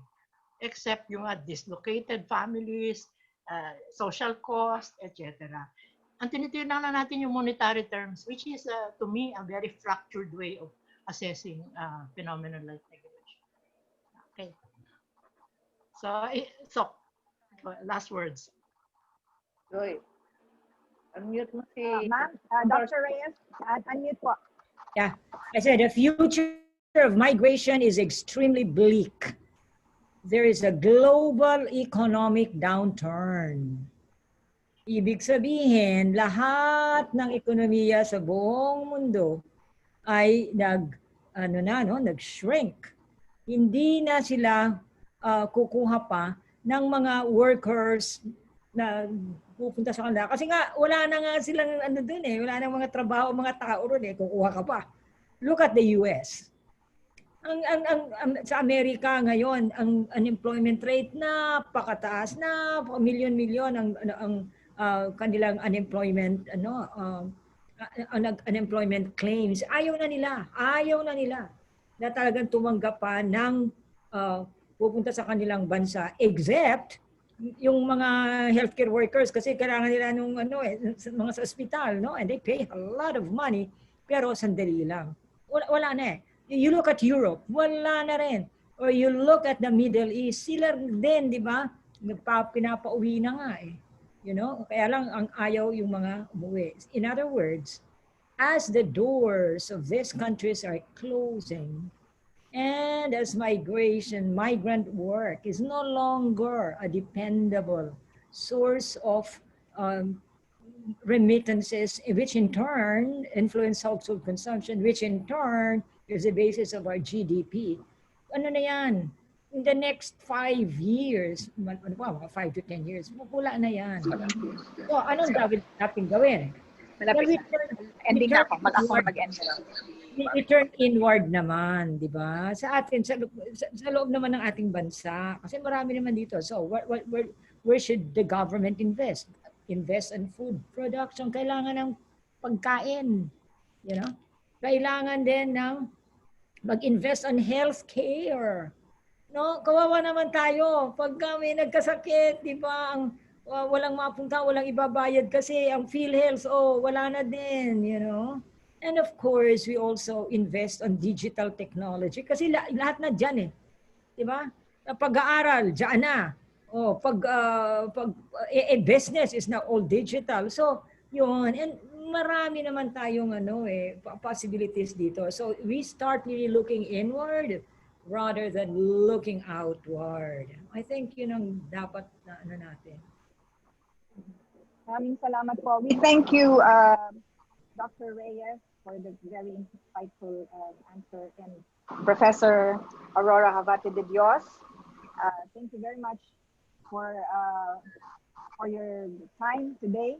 And with that, we would like to end, regretfully, our open forum. Medyo napahaba na po tayo. As a matter of fact, umabot po tayo ng mahigit 2 oras sa talakayan. But anyway, we would like to thank everyone who participated, and again, many thanks to our speakers for their insightful answers. And I'll give now the floor back to Ms. Mel Nuki. Thank you very much.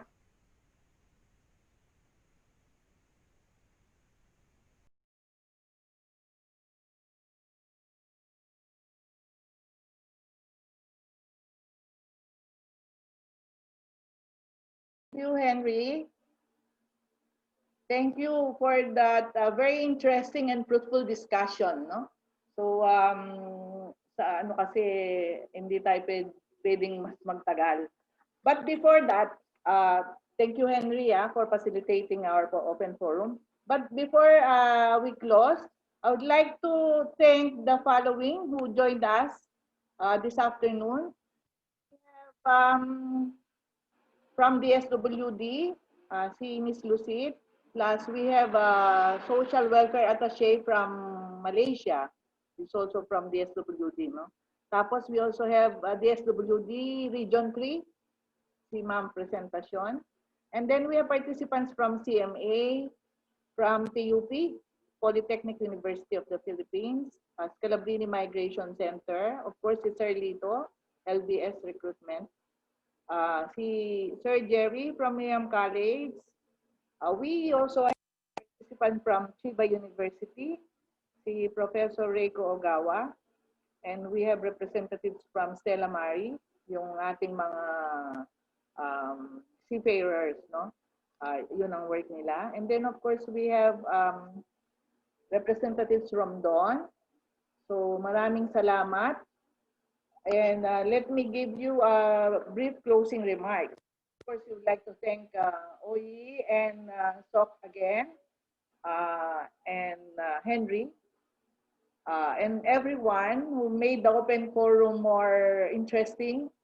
Of course, with the comments of Sir Lito, na meron siyang inside information as a recruiter and an active advocate. And I just want to thank everyone, no, for staying and for those comments and questions, lalo na yung pinost sa chat.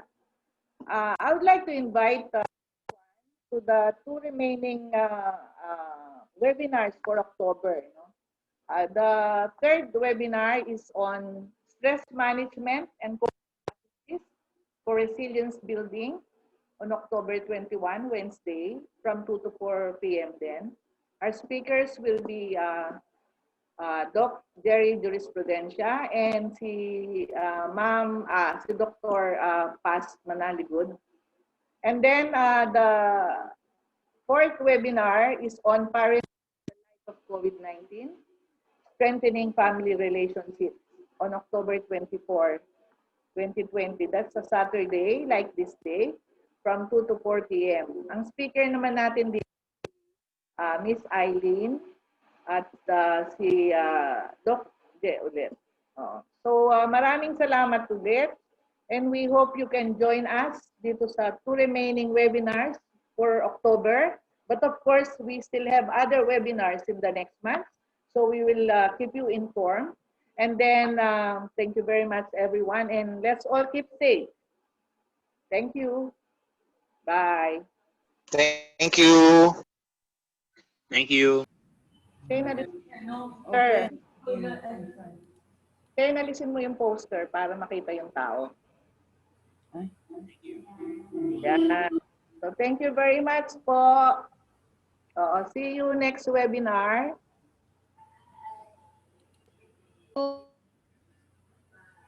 Bye po. Thank you, Ma'am Oy.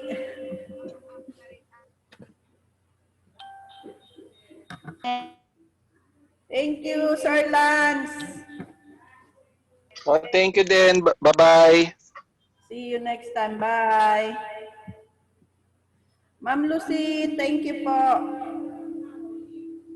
Thank you, ma'am. Bye-bye. Bye-bye po. Thank you very much. Next time ulit. Bye-bye. Yes. Stay safe. Kayo rin po. Sir Je, Ma'am Nikki, thank you po.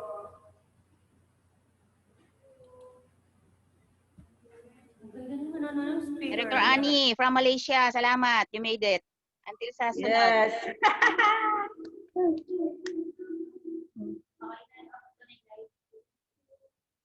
Hindi may delay yung live.